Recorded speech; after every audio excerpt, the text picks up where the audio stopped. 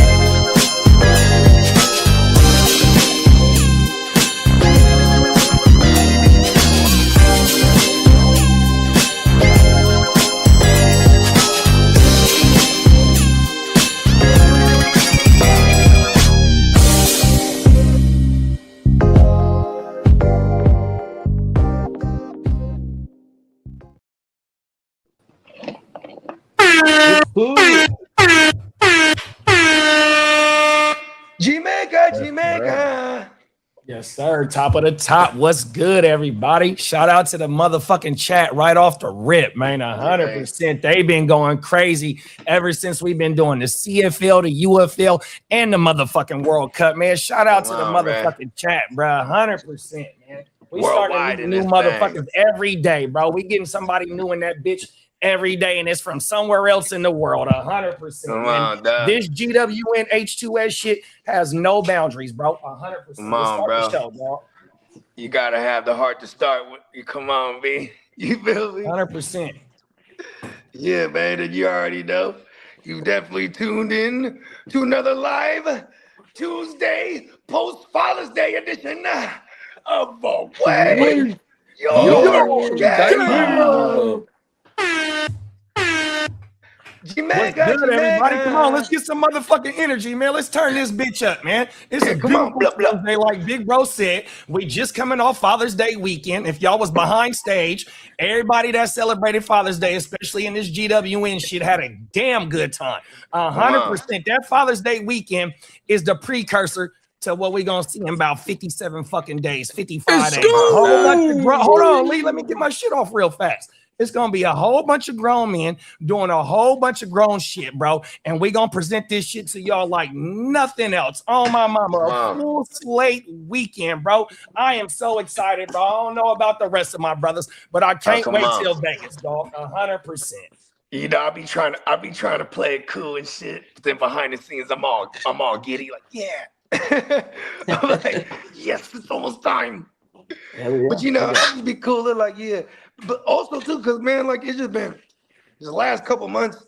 There's been a lot of like in my personal life. It's been a lot of things. Been obviously had some losses. You know, rest in peace to the Rellies. You know what I mean? We forever gonna live it up for y'all. You know what I mean? And then on the flip side, it's the great balance of the universe. Had all this other positive shit going on. My daughter was graduating, then we was throwing a big party. And like, yeah, come on, man, congrats, sir. And that shit just it kind of consumed most of my most of my obligations, and like, you know what I mean. But still trying to keep moving with the music. Shout out to my man Prime One, you know what I mean? Because we got a lot of shit cooking up. He just actually hit me with two of the coldest beats this morning.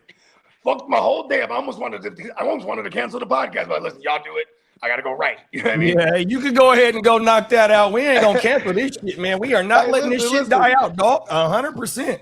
Listen, you know what's so crazy is the first one he sent me, just on the way to dropping off the kids and back, I done wrote the whole song already. So I'm like, cool. I'm like, haha, P. I didn't have to clear my schedule.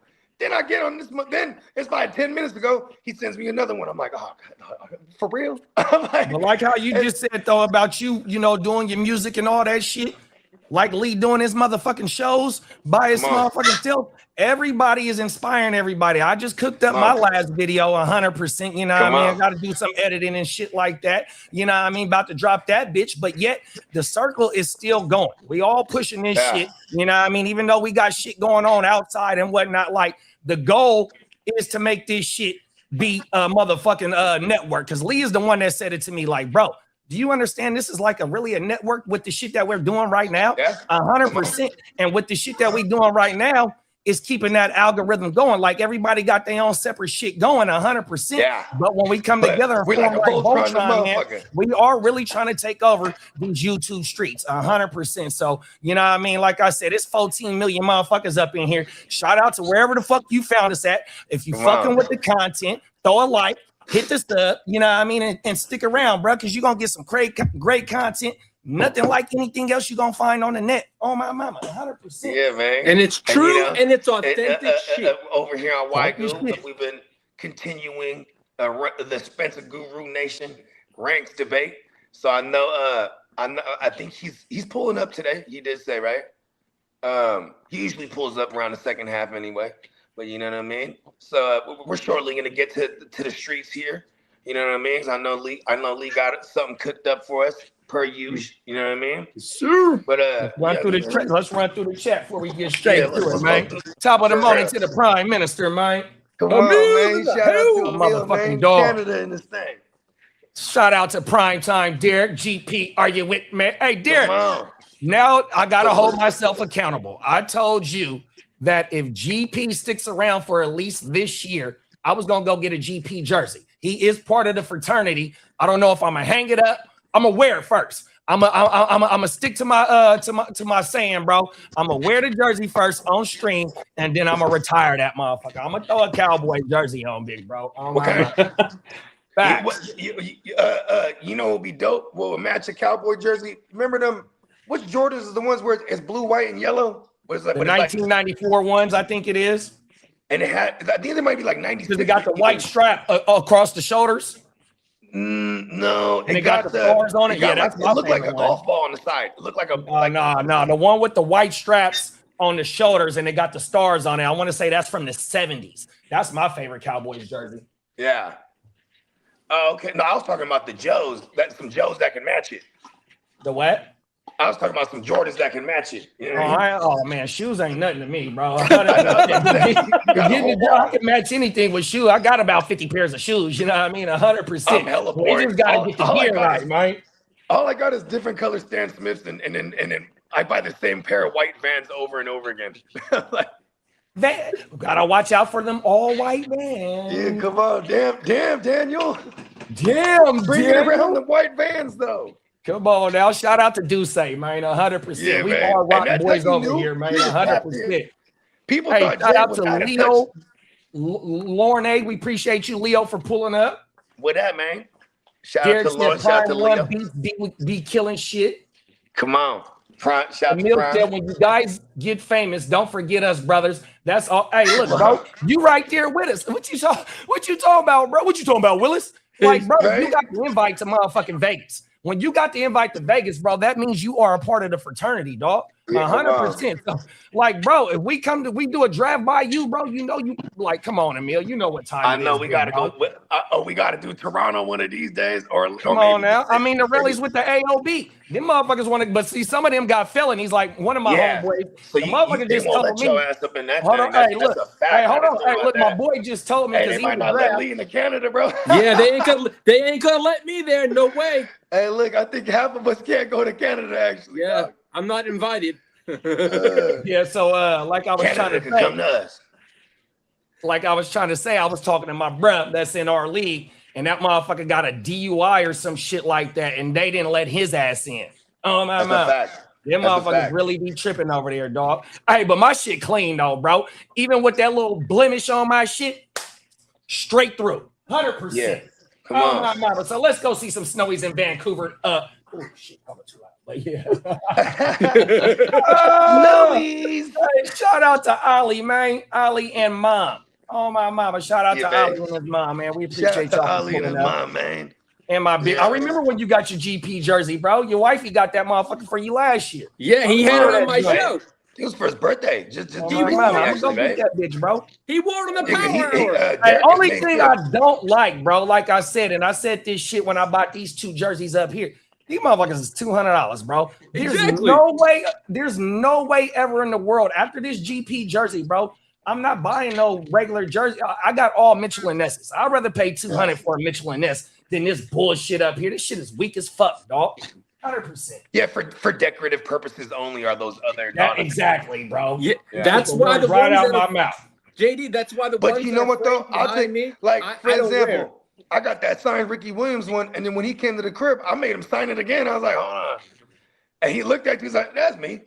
Because I was wondering, I'm like, how does it work? He told me like, he's like, yeah, sometimes the companies will pay you. You sit down for like an hour or two, you just sign the gang of shit. You know what I mean? Remember how Johnny Manziel got in trouble? Oh, that's right. Yeah, he was trying to like insider trade the shit type of shit, right? He was doing what you just said, signing autographs and trying to hide it under the table. Oh, that's yeah, he got in trouble. Because you gotta file that shit too when they pay you. Well, see, back then the NIL wasn't alive. Oh, word, that's right. Damn, we're not that far away from that too. That was only about 12 years ago. Whole world, big bro. And you know what, Johnny, if you go, and this is one thing that I salute to Johnny, because Johnny played with Mike Evans. I don't think he played with Von Miller, because Von might have been right before them.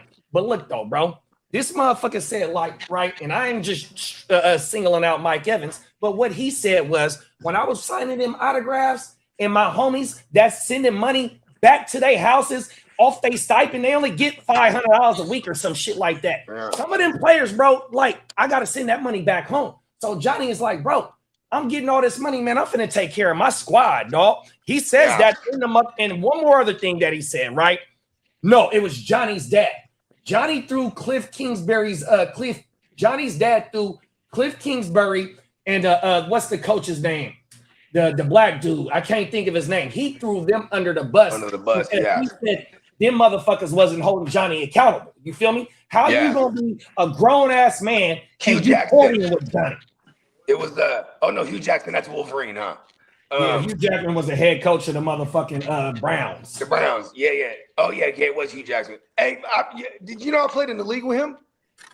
That's the one that Plugger had us in. Yeah, and he was talking a gang of shit, like cutting like promo. Oh no, I didn't get in that one, but I know Plugger was Plugger and Clock.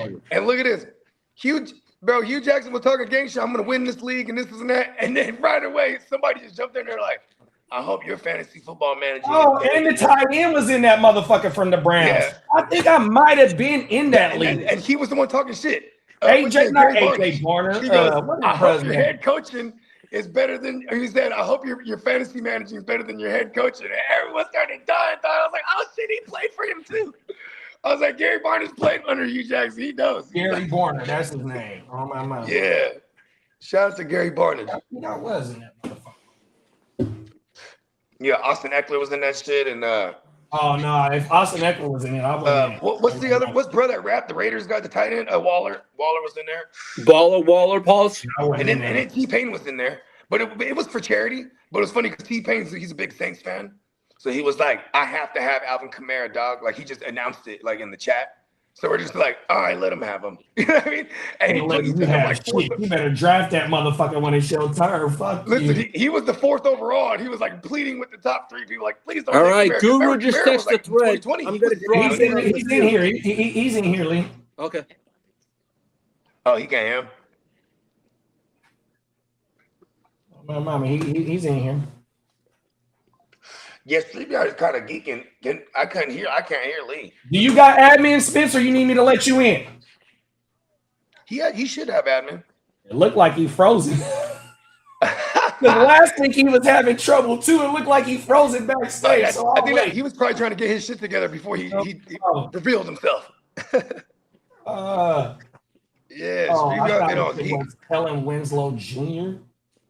Oh yeah, hey, shout out to my dog Kellen Winslow, man. Come on, man. Come on, he was the running back, right, for the Eagles? Nah, he played tight end for Miami. Tight end. Okay, I totally whiffed that. The Hurricanes.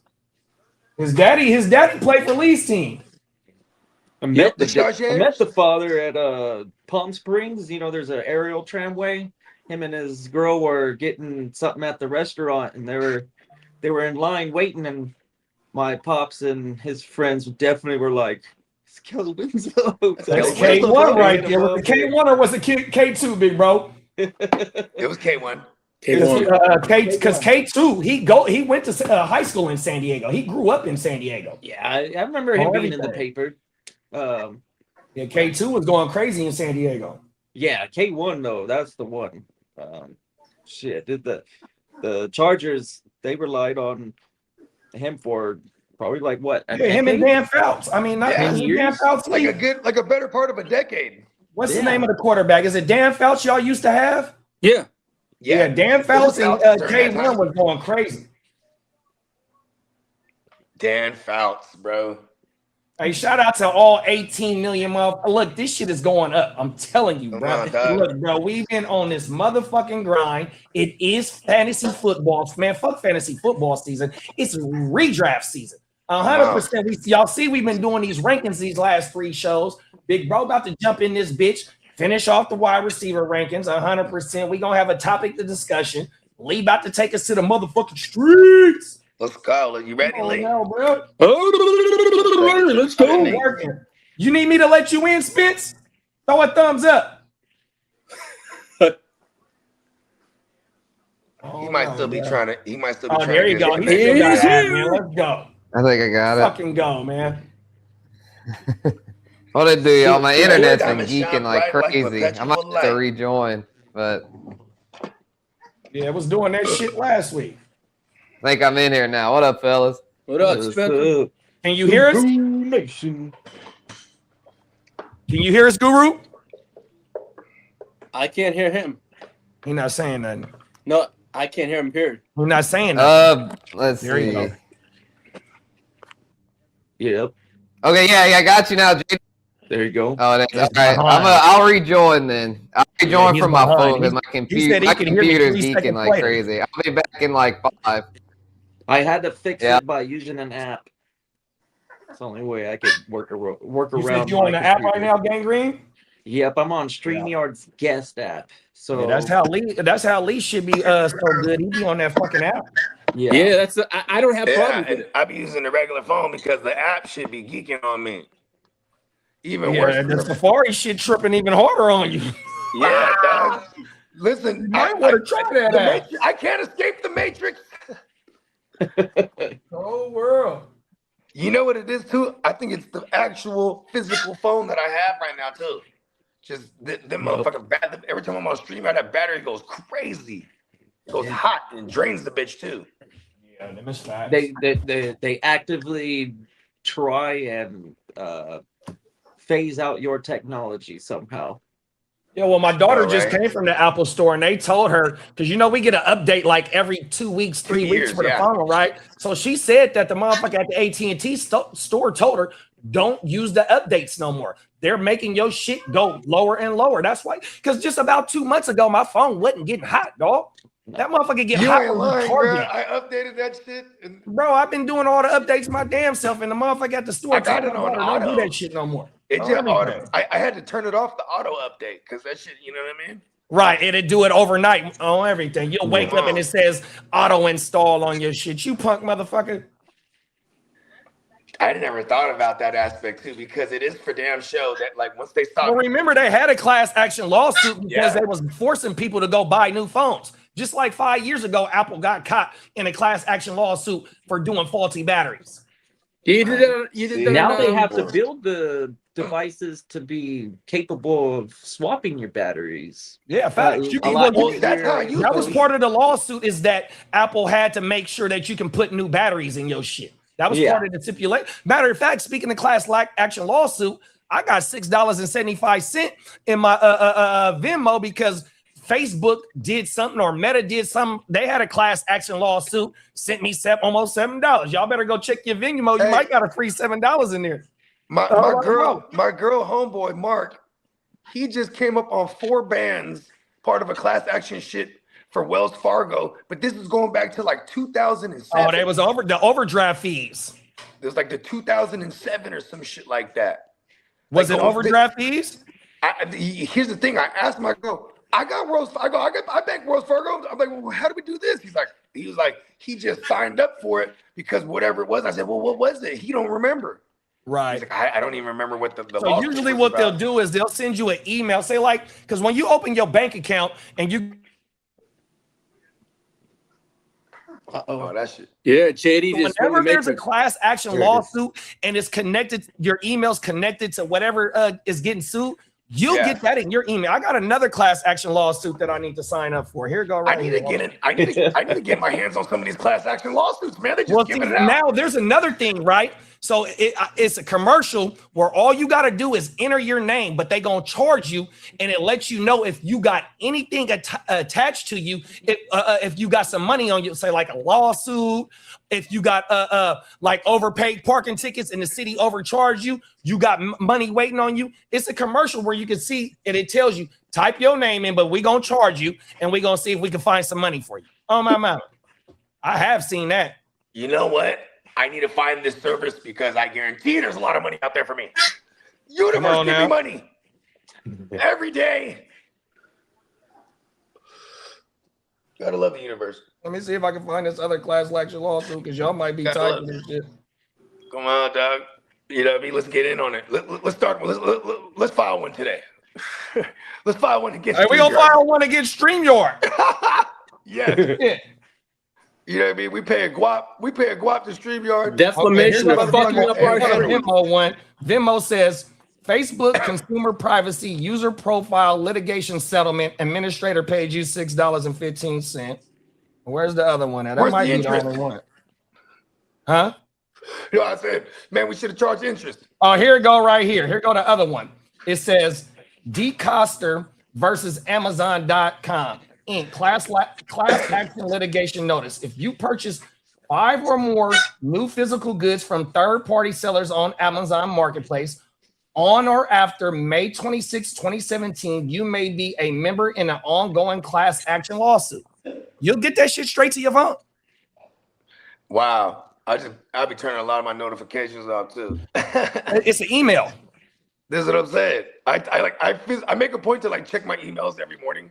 But I just turn most of my notifications off because it just goes hella crazy. Like my phone just goes crazy all day. Text messages, emails, sleeper notifications, Lee. Hey, I've been good on that. It goes, yay. So I try to limit it as much as possible so I can stay tunnel vision for the certain things that I need to prioritize. Yeah, I don't get alerts when my shit don't give me alerts when I get emails. I've gotten much better on text messaging. That's what I'm saying. I keep my notifications off. I just check that shit like routinely. Yeah, I never turn my notifications off. The only ones I got off is social media. Now, the main one that stay on is sleeper. 100%, bro. That's probably the only one that I let stay on like that, bro. I don't want to miss the trade offer. I don't want to miss when somebody drops somebody because I am the dumpster dive king.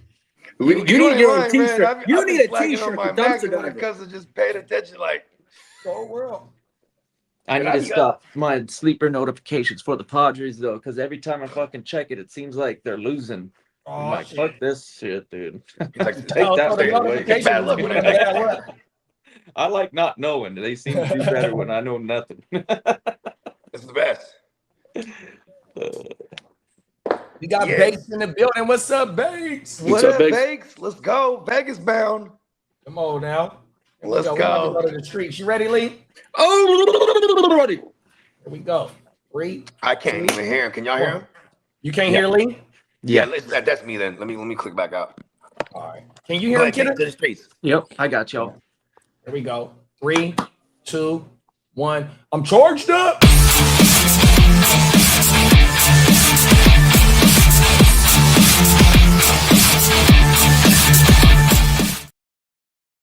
Good morning. Happy Tuesday, motherfuckers. Let's go. Tuesday, We got 57 days until Sin City upon us. Let's go. Let's go. 12 Sundays till football. Let's go. Let's go. That's an air horn. Jamaica, Sure. That's an air horn right there, bro. League business. Drop. League business. League business. My business. Big My business. We talking That's big right. business around here on this GWN. Yeah. Right?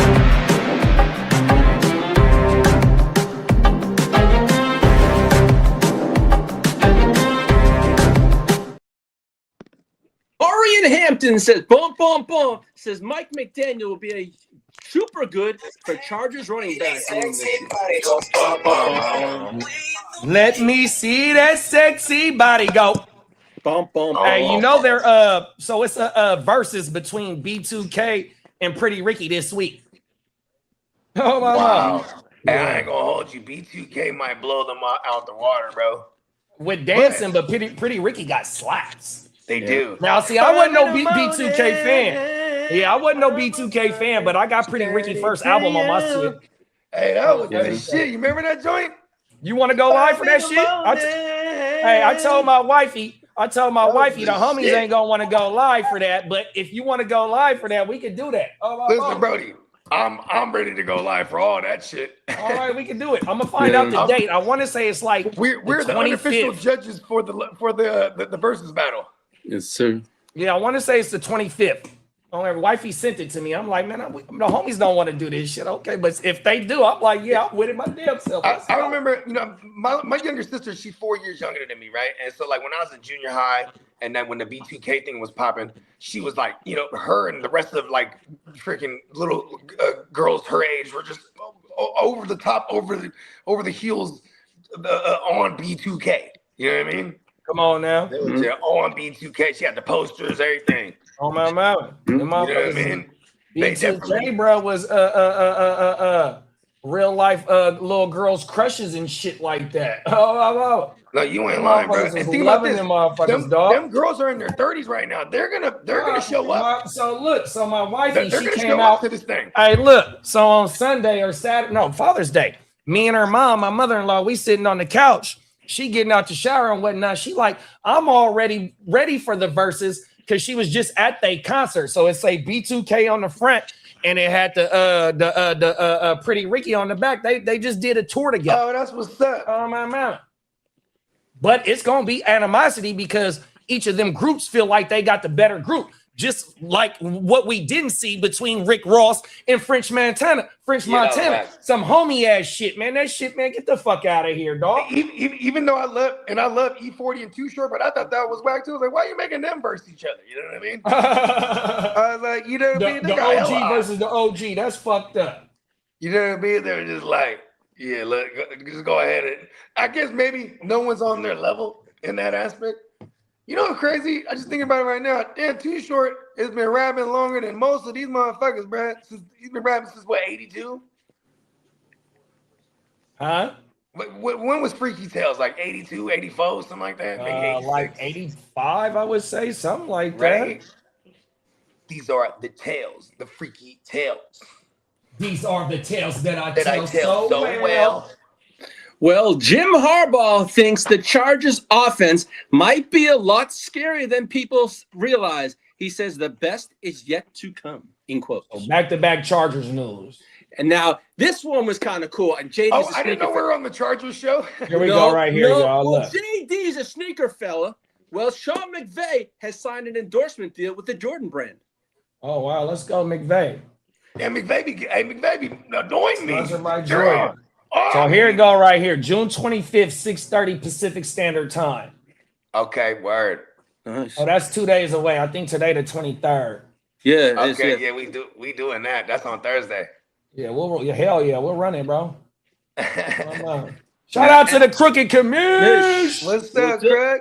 With Guru back in the house, Drew Brees helped Tyler Show organize the Saints quarterback wide receiver retreat in San Diego. Let's go. Shout out to Uncle Breeze. Yeah, man. Uncle Breeze is still kicking, man. He's freaking he was the grand marshal for the NASCAR race out in San Antonio. He stay making moves. Does he live in New Orleans, big bro? Or San Diego. San Diego. Oh, he lives in Dago. San Diego. Okay. Yeah. Because Dago is arguably one of the most beautiful places on the planet. You motherfucking right. Bro, I mean, San Diego the shit, but boy. they got us beat when it comes to weather, bro. I mean, San Diego weather, it don't get perfect. better than that. It's fucking perfect, dog. It's paradise. Really it's paradise in America. You don't really get too many paradises in America, bro. 100%, and that's one of them.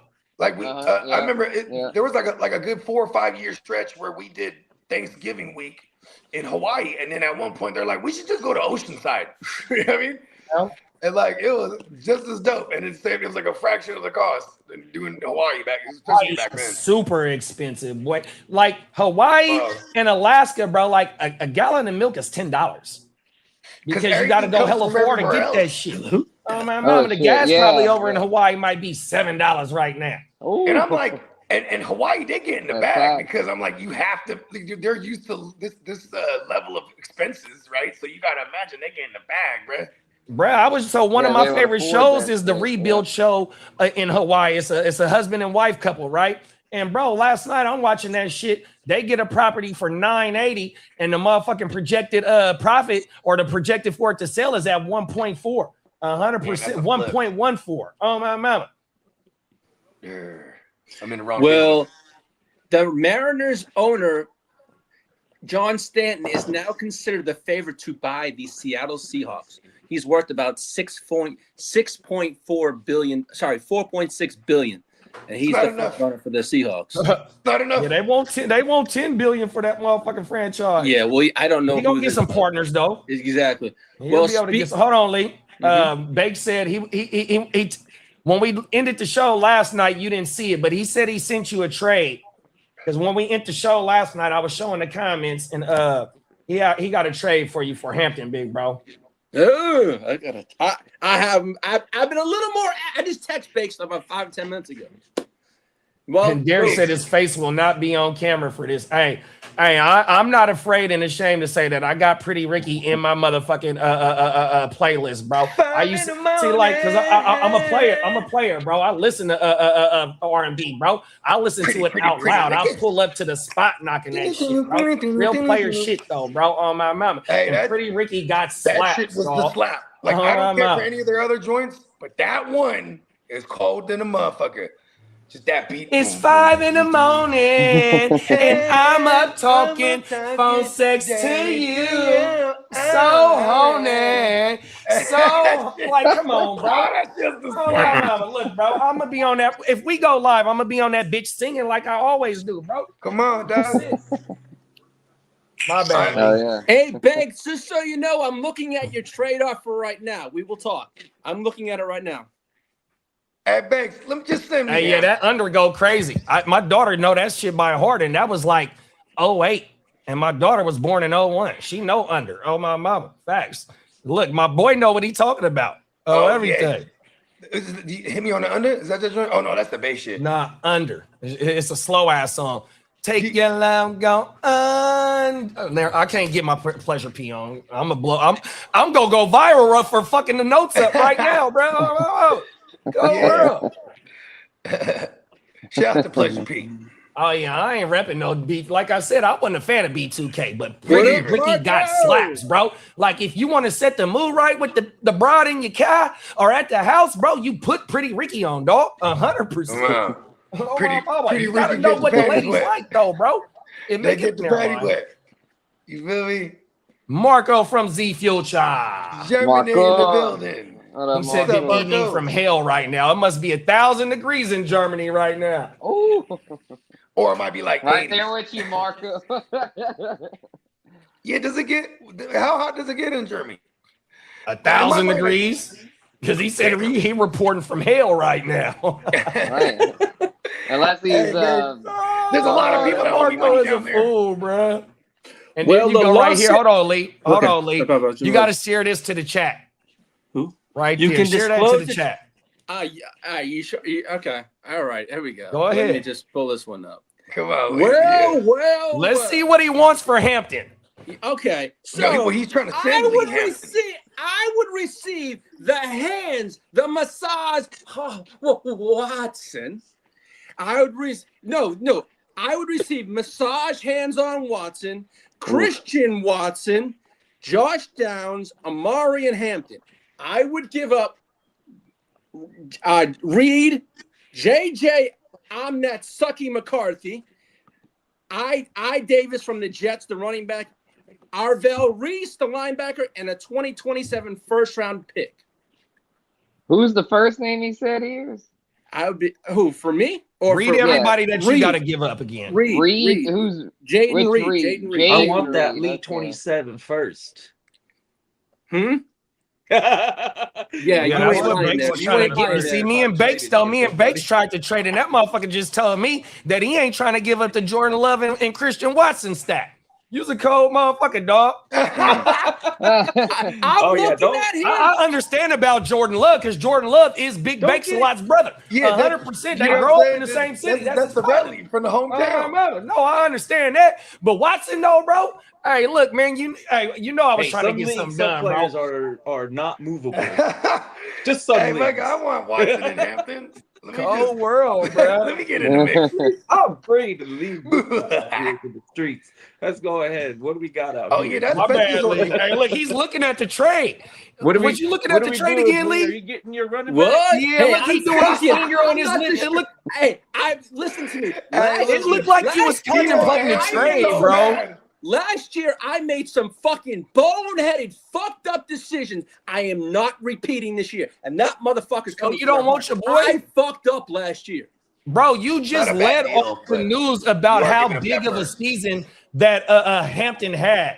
And that don't sound like too bad of a trade. You know, it's kind of The hard only really looking thing at or I'm listening thinking to There's a this. lot of Christian pieces in there moving Wait, around. I'd like to Lee, know my it. wide receiver room, but I'm leaning there, but I don't want to fuck up like last year. And I to mean, me, it only sounds like Lee, hey, to me, it only sounds like all he wants is really that 27 first and That's a Jaden fact. Reed. I couldn't remember. Oh, and Arvell Reese. You got Arvell Reese on Yeah, your I team? got Arvell And then he Reese. threw That's it. still really And three then players that he really want. It He threw a the JJ in Hampton there. Side, the Hampton side sounded pretty tempting because you could get Hampton as well as Christian Watson, right? Yeah. Yeah, he's Yeah, getting Christian both. He's Watson getting. I'm could have a receiving both breakout Watsons, season. Downs, and Hampton. And Downs could be pretty solid too, since Pittman's no longer over there. Banks is diabolical because he wants that first because he believes that first is going to be very coveted. Mm-hmm. Yeah, I mean that 27 class should be very good. Lee, I would put it like this: if you think your team has a shot to win this year, I'd take that shit. But if you feel like you need to keep building and need that 27 first, then I'd hold tight.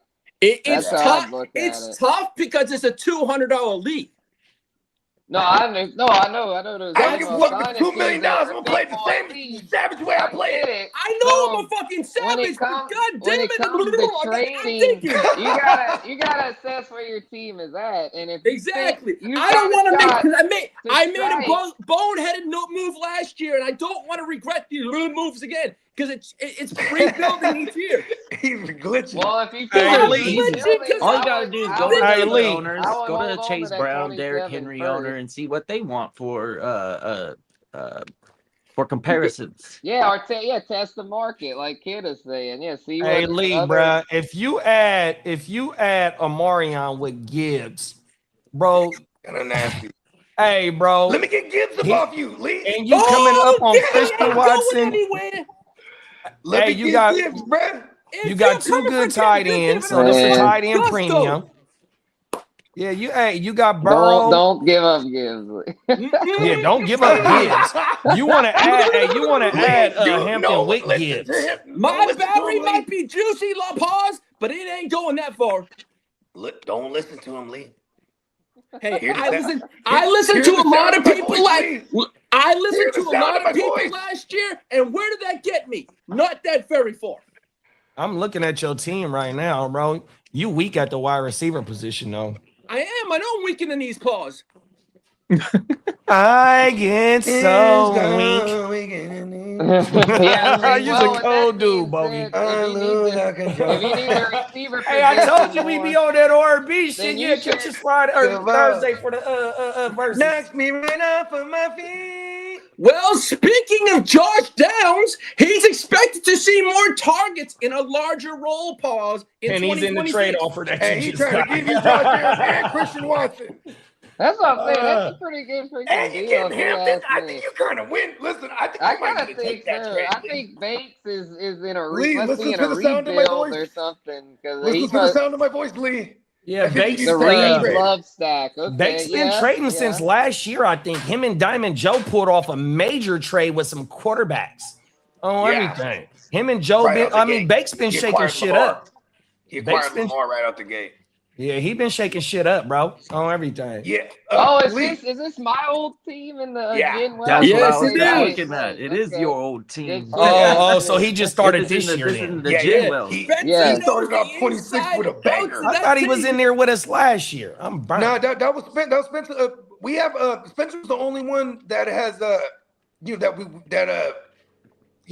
provided North. Yeah, that league was sick. I hated the drop because that league was very solid, and I know Bates doing his thing with it. So I mean, that and you know what's funny? Bates was gonna be Bates was one of the ones originally like a couple years ago who was gonna be in it, but then he didn't respond fast enough, so then he got in the nice guys league. But I wanted Bates in this one too, because I know Bates is always down for the higher money leagues. You know what I mean? Like he's always just with the shit. You know what I mean? And down to shake the shit. Big bro, he coming to swing his sword every motherfucking time.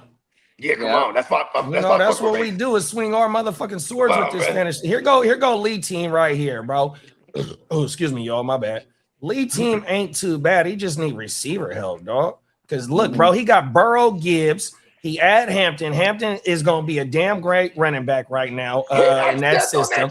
But he got Lemon, Addison. Addison is his boy, and Wandale. So if you're able to go get Christian Watson, who is one of my favorite wide receivers going into this year, it was Downs, and you got Kincaid and Ferguson as your tight ends. Fucking deal. Let's go through. You put it through. Yeah, action, baby. Let's go. Action. And then. Oh, never mind. I ain't gonna help you out too much. But you got some pieces. Done. I sucked it up, pause, and hit the bit. Oh, wait, for real? Damn. Oh, wow. Oh, here it go right here, y'all. Can y'all see it on the screen? I just got our fucking board. Let's fucking go. Let's go. Can y'all see it? Yeah. That boy ears ain't playing. He actually traded. He's able to trade Watson. You got Steven's kind of nasty now, dog. I ain't gonna hold you. Okay, let's read it. Bogard, I ain't fucking playing. Okay, here we go. I'm gonna read it out loud. So Lee receives Hampton, Deshaun Watson, Christian Watson, Josh Downs. He loses Jaden Reed, JJ McCarthy, Isaiah Davis, Arvell Reese, and a 2027 first. Wow, I like that trade for you a lot, Lee. Are you gonna win? Now you got to win. Now you have to go. You got your wide receiver help. Lee is trying to strike now, so I think Lee, you need to try to sneak in them off. Man. You don't hold those two running backs and not try and win. Right? I'm going after this one now. Yeah, you gotta try to sneak in the off. I remember the very first year of this league, Diamond Joe. Shout out Diamond Joe. He was the 6th seed, snuck in the off, and ended up taking the chipper. So you got Watson, Downs, Lemon, Wandale, who's gonna ball out this year. Kincaid and Ferguson. I don't know who this. I'm doing Ferguson. That was part of our trade from last year. Having Ferguson right there is lovely for him. Oh my mama. Oh, since January, I haven't drank a beer since January. Huh? Oh no, I'm just saying like that. I'm hating on the trade now because I'm in that league. You know what I mean? Like, good shit, good trade, fellas. And see, I can't even see your taxi squad on here, Lee. Huh? I said I can't see your taxi squad because I'm on my taxi squad is I got Shamir James, RJ Mickens, Fernando Mendoza, Max Clare. Oh shit! You got Mendoza in your taxi? Yeah. I told you boys, I wasn't fucking Lee, playing this shit draft-wise. Lee, who's your other QBs? Just Burrow? I have Jalen Green. I have Danny Dimes. Oh, you got dumbass over there. Okay. You got one-legged Danny Dimes. Yeah, well, hopefully that one fucking tender-legged Lee, I got Corky Kirk for you. Lee, I got Corky Kirk. You got. You better go buy him right now. Fucking fart. You better go get Corky Kirk. Well, hey, he might hey, fellas, you know I don't pull off these big trades very often. I gotta let this one absorb.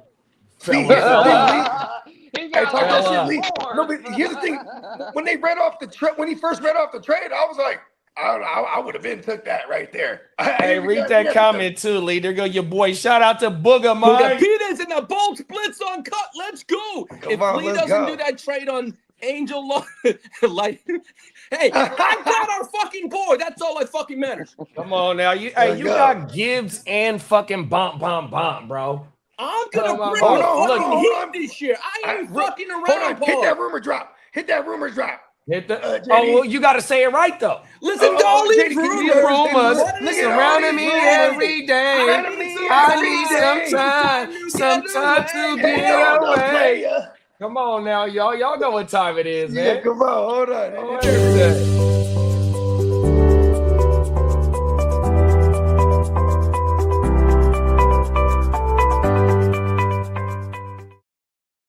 That's a King D. All right. Hold on. The rumor is, just keep it between us though. Lee about to trade me Gibbs. Let's go. Shit. Let's go. Hey, league rumors. You know what? Those rumors might be rumors, but you're sniffing the wrong thing.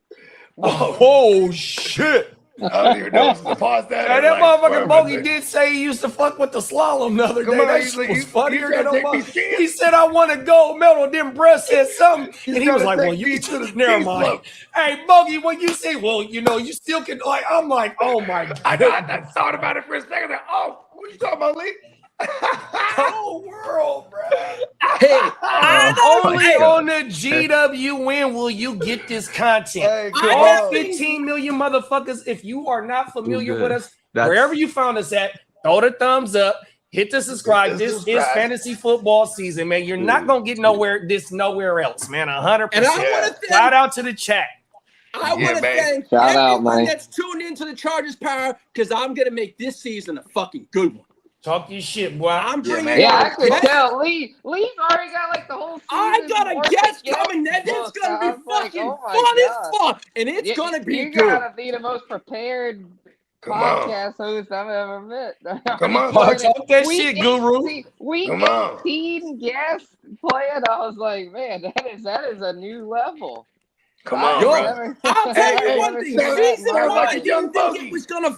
Hey, Spencer, I should shout out to you and to Peacock because if it wasn't for the two of y'all, I wouldn't have been able to do it. I'm like, nah, this thing ain't gonna last, right? And the more and more I got it, and then JD and Bogey would say, hey, yeah, you got this. Just tweak this, made some tweaks here and there, did it, yeah. And then I said to myself, I said to JD the other day, I said, I wanted to bring on this guest that's gonna come on soon, right? Who's well known in the sports betting world and as a Chargers fan, is going to come on. But I wanted to bring on last year, but I wanted the show to be better and more prepared before I bring on a bigger guest pause like that. So I get it. And I didn't want to do something half-ass pause. I wanted to do it the right way and bring it on when my show was better and much more produced better. Right. We don't have cock it full cock. Pause. Exactly. So I have guests. Hey, that motherfucker said it needs to be produced better. Hey, man, what the fuck? No, by me. I'm just playing with you. He's a director. You know what? I am the director. Shit, I'm Motherfucker is a fool, right? Leave me on fire, y'all. We need to write more. We need to write in more Kermit into the show. We need more Kermit. Hey, that's during the season. Yeah. But right now, I'm just in Jay. But you know what? Hey, you know what? Hey, Bogey. Peacock, Hey, I got a bet. Hey, shout out to Diamond Joe and shout out to my dog Bakes, right? Yeah. Last year, I didn't know what Kalashi was, and they had bets on, bro, right? Hey, what's the over-under on Kalashi right now that he pulls out Kermit this year? If y'all really been listening to what the fuck he been saying, he's not being disrespectful no more. He went and got Kermit, had her in a motherfucking dress and a sticky note on there, and he got a Chiefs podcast coming on. I bet you Kermit don't come out this year. Now what? Kermit coming out, but not you play. Listen, no, man. I doubt it. Kermit has to make an appearance if and when you guys win or lose to the Chiefs. Like he got to come out no matter what. He got to come out no matter what. Hey, Kermit's popping out. You know what I mean? Hey, Bogey, I need some head paws. Hey, Russ said he trying to get in real full podcast mode. Oh, shit. Oh, he bringing it. Oh, he went and got it. Oh, I had to screen off because I got a big mouth and I like Miss Piggy. Hey, I didn't even have the screen on because Crooked said Portugal just scored, so I got the split screen on now. I want to see if it was Brown. Okay. Oh my mama. Yeah. And Bakes said he got 4 first-round picks.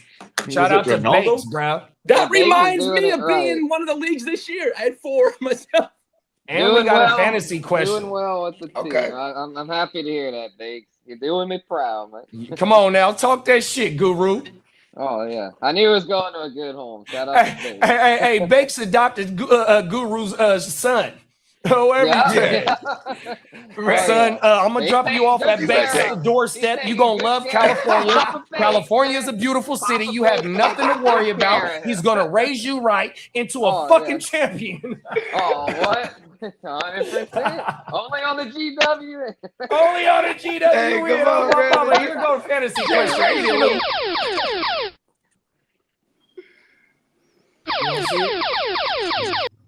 Oh, I can read it from Good Marco. looking, yeah. What should I do? Yeah, you got a fantasy question. Wait. Oh, okay. It says Blake Watson, Jace McClellan, Jaheim Bell, Kendall Milton, Casey Washington. I don't know what this Ulo. These are all like 4th and 5th string guys. Got these guys on my taxi squad. Jalen Ford, I know he's that guy at the Saints linebacker. I'd cut him. I would for sure cut Jalen Ford. I feel like a lot of these are probably cut candidates. Casey Washington, though, I think could maybe still have a role in Atlanta. I'd hold him. Not real familiar with the other names, though, if I'm being real. I feel like these are guys that are cut candidates, but hold on to them for now if you can in case they break out. But if these are all guys that I feel like, unless they show something this offseason, they're probably all cut candidates. Boo-boo. Yeah, I'd probably only keep Casey Washington, too, just because he might actually be like the 3. You know what I mean? Right, yeah, I would for sure keep him. The rest of them, I unless ain't tripping. they show anything, I would cut Jalen Ford. I don't think Jalen Ford's doing anything with the Saints. I mean, they drafted the other guy, and they have Stutzman. Yeah, I got Stutzman in a few places. They signed Caden Ellis. Like, that linebacker core is set. Yeah, I got Stutzman in a few places, Guru. Oh, my mama. think I've he's been up holding now, on to Stutzman since last year. I took his ass off the taxi just because OG gone and he in New York.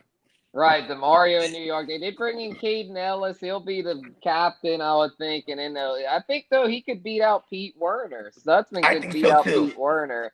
Pete Werner's okay, but he's nothing special. So it wouldn't shock me if by the second half, Stutzman's the starter next to Ellis. I think he could outright beat him out in camp, bro. Like, straight up. Yeah, it's very possible. I wouldn't predict it. I think Werner will still start week 1, but you never know. That's not that crazy of a take because Stutzman is a guy that they drafted with the new regime, like the Kellen Moore, Staley regime, the current regime, exactly. Yeah. And Staley kind of shifted some things around. and that seemed to help. I mean, the defense last year was above average. Yeah, y'all came together, yeah, for sure. Fact. In that final stretch. 100%. Everyone talks about Tyler Shuck, and he did do well, but it was a big part of that was the defense as far as the Saints turning things around in the second half. Yeah. Getting turnovers. You guys started getting turnovers like Dennis Allen was there. And y'all brought the other OG back, too. He been with the Saints his whole career. Jordan? Yeah, Big Cam's back. Yeah, we talked Cam about that last week. He re-signed, I think, last Friday. Like, during the show, I think. Like, Lee broke the news, if I remember. Right? I made a few phone calls. Good. That's why I wasn't on the show. Trying to get my man Good CJ. stuff. Working the phones for us, man. You know what I mean? But then to see the iPhone battery started getting all hot. You see that? Damn that it. shit is crazy, bro. Fuck you, iPhone. Trying to make the phone calls, B. Yeah. No, it be doing that shit. That shit crazy, bro. Yeah. What else you got for us, Lee? Oh, I got a lot. Okay, so I was.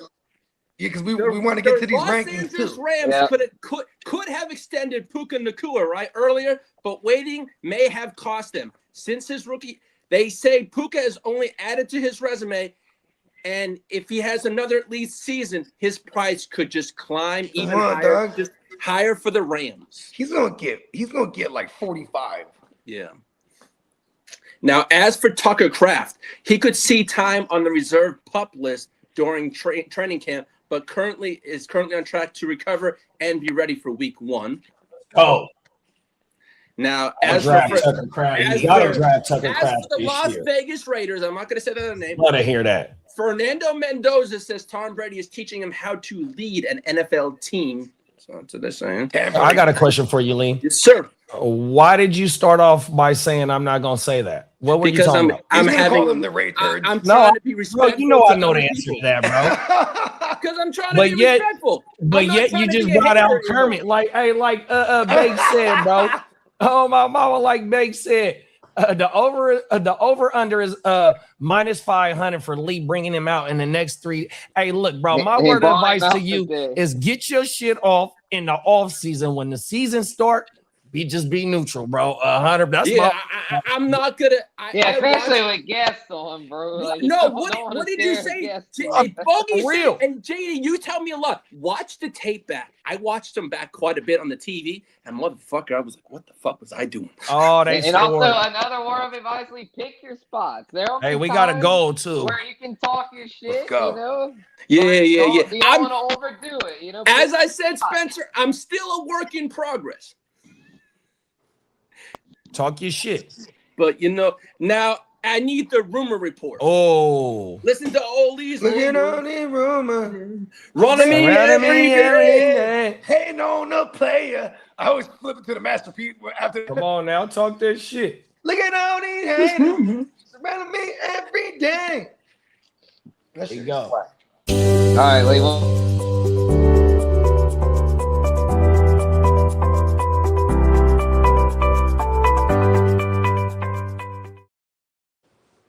Cleveland Browns have received several calls about Shedeur Sanders' availability.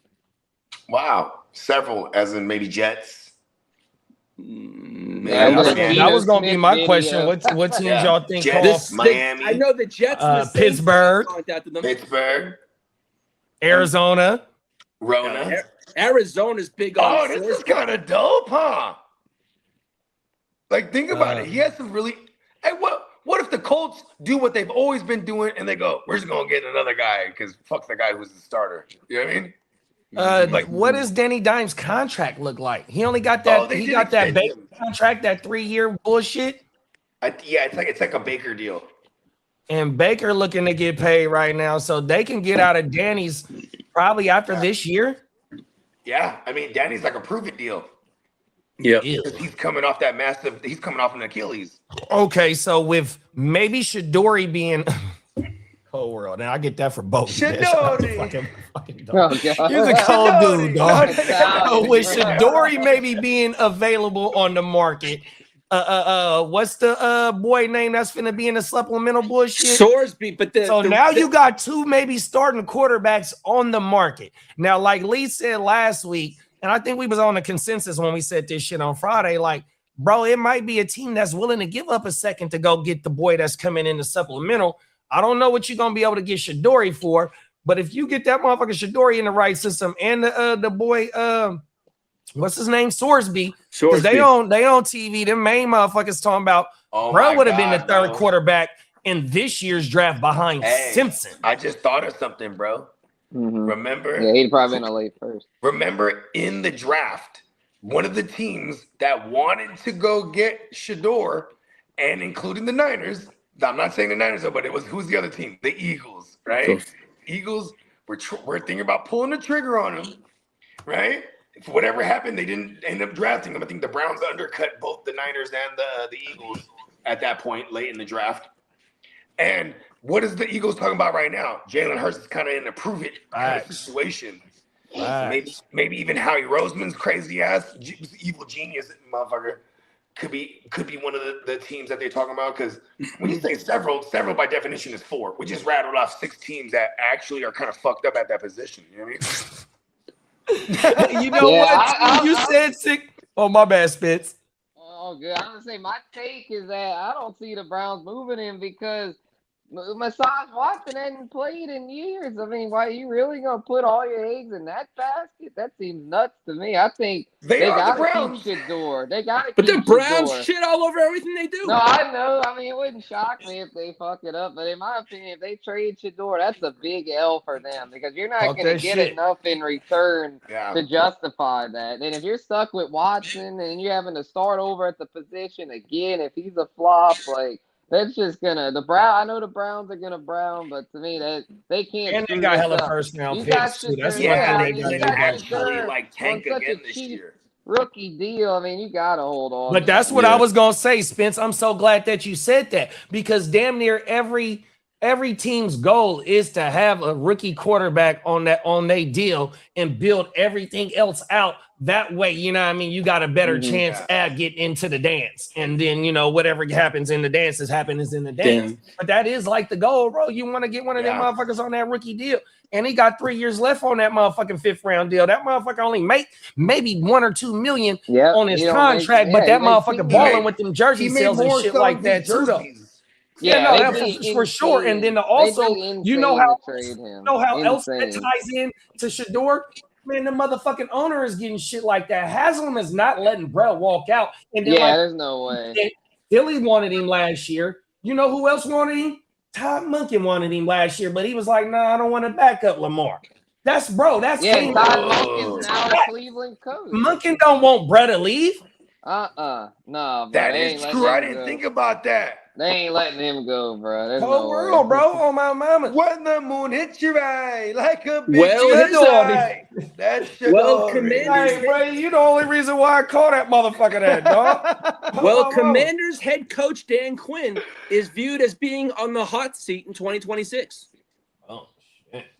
That makes sense. Get him. Peacock, shout out to Peacock, big Brad. He said I'm taking Puka at the 1-0. Everywhere. Talk your shit, man, Let's go. I would too. Hey, Puka want the $50 million contract, Peacock. Yeah. I don't even want 45. I'm talking 50. Well, I know we were speaking 50 burger.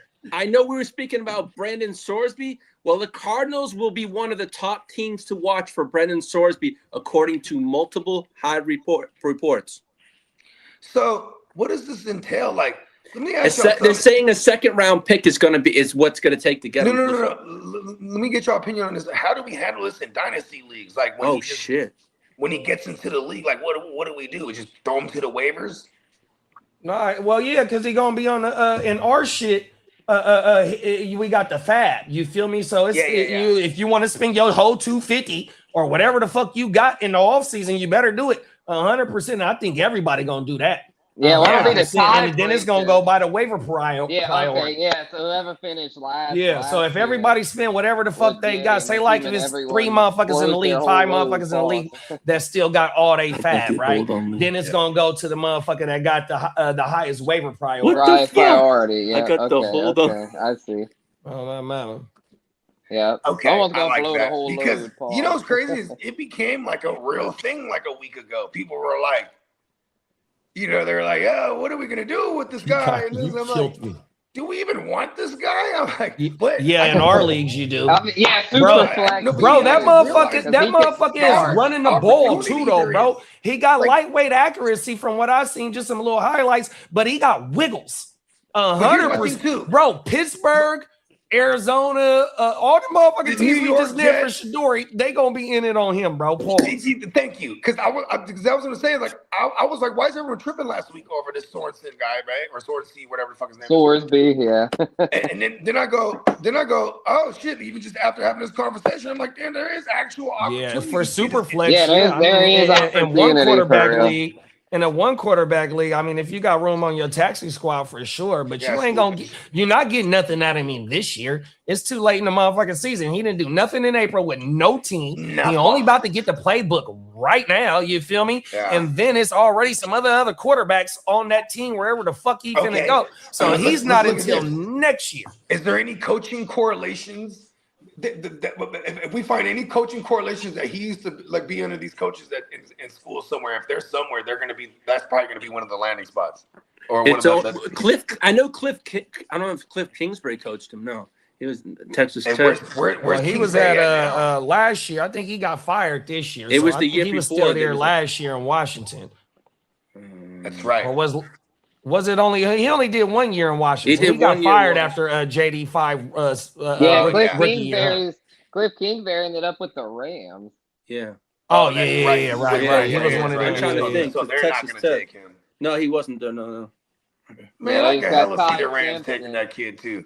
Well, but they said so. Look, so like motherfucking the Jets GM, what's buddy name? That's on Get Up. Oh, never mind. Oh, Tannenbaum. Tannenbaum is like, bro, one of the teams that's really.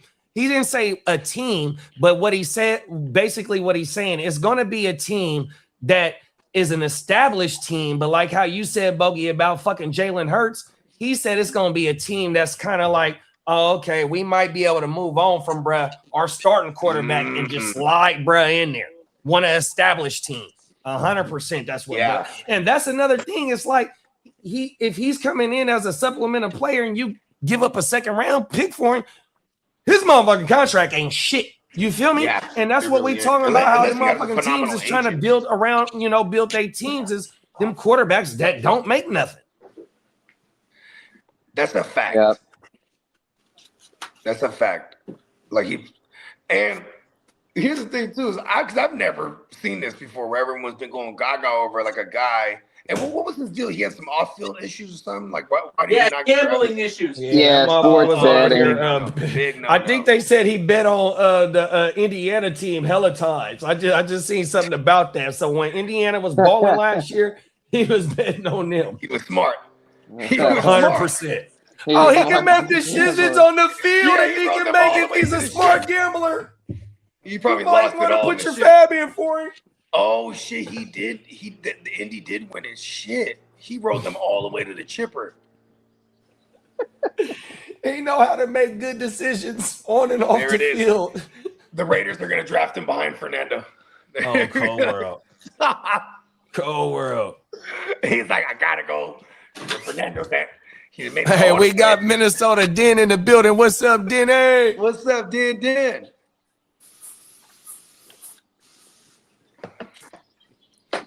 He said he got his fit put together for Vegas, bruh. I see him, bro. Hey, whole world.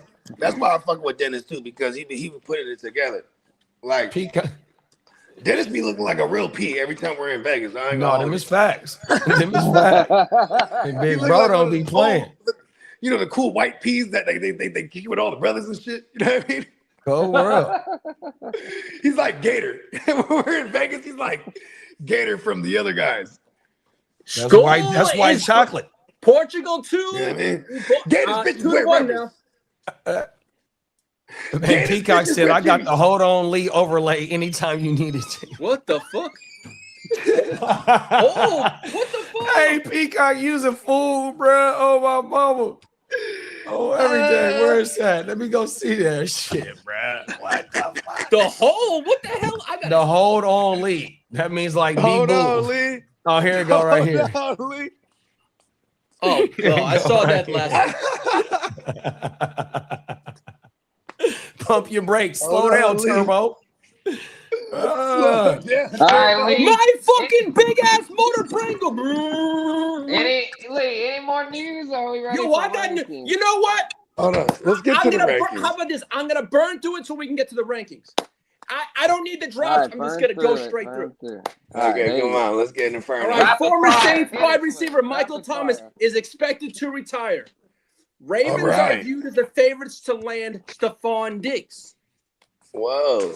Who, the Raiders, you said? No, Ravens. Oh, the Ravens. Ravens. Oh, he said the Washington. Ravens. I thought he said New Orleans for some fucking reason. No, the Washington Commanders are expected to add another wide receiver before the training camp starts. And why isn't it Diggs? And no, their interest is DeAndre Hopkins. What the fuck is going on? Exactly. Not even now the Keenan New Allen. York Jets are still believed to be in the market for a backup quarterback. Especially with the Geno drama. Now, as Wait. Run that back, Kitteh. What happened with Geno? Oh, he was accused of some assault by a woman on his kid, but his baby mama or kid's mom came to that and said he's a great father. We just have to do our due diligence and scour the market and see what kind of quarterbacks are out there because it's developing. Shedeur. Yeah, I think the Jets should look into that regardless because I mean, currently the backup battle between Cade Klubnik and Brady Cook. I think Shedeur could play in New York though. See, that's one thing about Shedeur, bro. That motherfucker got the pedigree. He's come from that bloodline, bro. That motherfucker can play under the bright lights, bro. It takes a certain motherfucker to be a gangrene quarterback. It takes a certain motherfucker to be New York Football Giants quarterback, bro. Eli, bro, he played that position. Say what you want to say about him. That motherfucker played over there. He played it how it was supposed to be, bro. And he was a champion for two times, bro. 100%, bro. It take a certain motherfucker to be that quarterback in the Big Apple, bro. I think Shedeur could go to the Jets, bro, and be a damn good quarterback, bro. I would love that. And y'all got three first rounds next year, and then all the offensive weapons y'all just got and that offensive line. Oh yeah, bro. Now, as the San Francisco 49ers could explore trading Mac Jones before the trade deadline if Curtis Rourke develops into a viable quarterback too. Now that's more preferable for the Jets. I'd rather have Mac Jones long term than Shedeur. Like you want to see Rourke. We're going to see like a shit ton of Rourke because it's time to see what the kid got. You know what I mean? And now coming out this morning, but see, that'd be nice, like how Kitteh said, though. He would rather have Mac Jones. I would rather you come and get Mac Jones, too, man, bro. Yeah, come on. I'd rather go out and get Hey, see, one of them 3 first rounders or 2 first rounders you got. I've been shouting we'll send you Mac Jones in a second for one of them. Hey, I'm trying to tell you, hey, look, today's price ain't yesterday's price. So as we get closer and closer to week 8, the value gonna go up. So come and get him early right now. The NFL has informed teams that it will not be holding a supplemental draft, meaning Texas Tech quarterback Brandon Sorsby will not be eligible to enter the NFL in 2026. What? Oh. Well, it just came out 41 seconds ago. Yeah, well, breaking news. Where the breaking news drop at? Shout out to Ears. Yeah, no worrying about bidding on him. Right. Hey, you get to say you fab. We get to keep our fab. Fuck him. About to get traded now because no one can get this kid now. Yeah, they probably did. I bet the NFL did that shit because they didn't want this kid to get in there because of the controversy surrounding him. I bet that's why they pulled the plug on it. Damn, they didn't want this kid. They didn't want this kid, bro. They could have tapped in with the GMs and got a consensus of like, bruh, where y'all thinking about taking this motherfucker? 5, 6, 7. Ain't nobody said nothing, man. Fuck him. Let him go sit till next year. Yeah, to follow up that Mac Jones no information. One wanted him. No one wanted the headache that comes with that. This morning came out. The 49ers reportedly have had talks with a couple teams about Mac Jones already. Oh shit! So Arizona. Oh yeah. Yeah, if someone gets injured in camp, they will be. Someone might give up a first for Mac Jones if they're desperate enough. No, not the Jets. Remember when Teddy Bridgewater won 5 of 6, or he won 5 out of 6 games for the Saints, bro. He was immediately picked up as a starter. Yeah, Mac Jones played 8 games last year. Yeah, I think Mac Jones. Won like 6 out of the 8. Yeah, Mac Jones is a top 32 quarterback in the NFL. Yep, so me too. if someone suffers, I mean, let's just say Geno gets a season-ending injury in camp. I bet the Jets offer at least a second, maybe even a first. Because if Geno would get hurt and have to go in the year with club mitts, I mean, your season's basically over before it starts. If you trade a first, though, that's considered almost like, okay, this guy is a franchise caliber player. We're gonna keep him long term. I don't know. Mac Jones. My bad, I cannot hear Kitteh too. Let me click back out for some reason. Mac Jones is my favorite. For me. Weird. For the Jets, Mac Jones is my favorite quarterback to acquire for sure. Yeah, at maybe this 2 moment seconds with what is available. or a Geno second and a Smith was third. up there too, though. So I am happy with having Geno Smith as long as there ain't no allegations, just to get 27 under wraps. Like for sure. if we go into 27 What's up, Ghost with a Monkey? Geno that gave us a lot of wins and fought and did well, then awesome. And then if he didn't do that, then we go to the quarterback market in 27, and that's going to be really exciting. Deliberating the process. If the 27 Jets are in it for a quarterback, it should be really interesting. We took Omembu in the 2025 draft. Y'all took Sadiq, Maury Cooper. I forgot who else was the other motherfucker, right? Y'all building y'all team out. If you can go get Mac for a second or a third right now, big bro, and with all the draft capital you got next year, bro, like, bro, within the next 2 years, bro, they at the top, bro. I ain't gonna say at the top of the AFC, but they contending for their division, bro. It was my favorite pick, but Geno Smith arrived in the building, and I'm okay with that. It's a Mac cool story Jones too. to cost a first or even a second, because that was really what was talking about. Like when Mac Jones first started popping off as a candidate to be traded, and he was showing out and balling out and winning games for y'all. I want to say, like, people were still like thinking like, man, if we could get like a third for this guy, we should just do it right now. And those are the types of trades that I would like the Jets to consider for Mac Jones now, after receiving now that we have Geno Smith in the building. We don't need Mac Jones. And the league just and all this is predicated on Curtis Rourke too, though. You know what I mean? Because Curtis Rourke had a red shirt season last year, because his last year at Indiana, he tore his shit. But the year before that, he was a highly accurate quarterback, and his predecessor was that's on the fucking Fernando. 100%. So Rourke got a brother. I forgot what school he went to, but he also, had been floating around for a minute, doing his thing in college, and got a little lightweight stint in the NFL. So the Rourkes, and they from Canada. So they got a little bit of a pedigree with them, with the two brothers. So I'm hoping that we can get Brad ready. Hold on, no, for real though. Are they grandsons of Mickey Rourke? Now that I don't know, but Mickey Rourke and Tupac was in motherfucking was it get gridlocked? Was it gridlock? Portugal goal! What a fucking goal by Cristiano Ronaldo! Ronaldo. We watching history. History on the GWN. We got 3 active players in this World Cup fighting for the record right now. That's pretty. Right now, Mbappe is going to shatter some fucking. I'm watching it right now, Lee. I'm always behind you. Pause, bruh. Damn. Lee always breaking this shit on this motherfucking World Cup. I don't like that shit. All right, we got. Look, what I want to do real fast, y'all. Lee, let's go ahead and cancel out the rest of the news. Let's not. That's what I was gonna say. Let's knock out these we got 2 fantasy questions, and we're gonna fire Spencer's Ravens. All right, let's go to the guru. So Peacock said, "I got 4 quarterbacks in a 1 quarterback dynasty, and somebody just lowballed me for Woody Marks or for Daniel Jones. I should probably counter offer him Aaron Rodgers for Woody, sticking with Shuck as my primary backup for Josh Allen. Try to get the most I can for Danny Dimes. Yeah, I mean, whatever your weaknesses are, I would consider that. But shit, always go for the best wide receiver you can. Yeah, unless he's like running quarterback, he might be able to get creative. Yeah, because like I think he actually has. I think he might have David Montgomery in this league, if I remember correctly, or he might have traded away David Montgomery for like Kelsey at one point. Either way, I'm saying, you know, it is kind of devalued.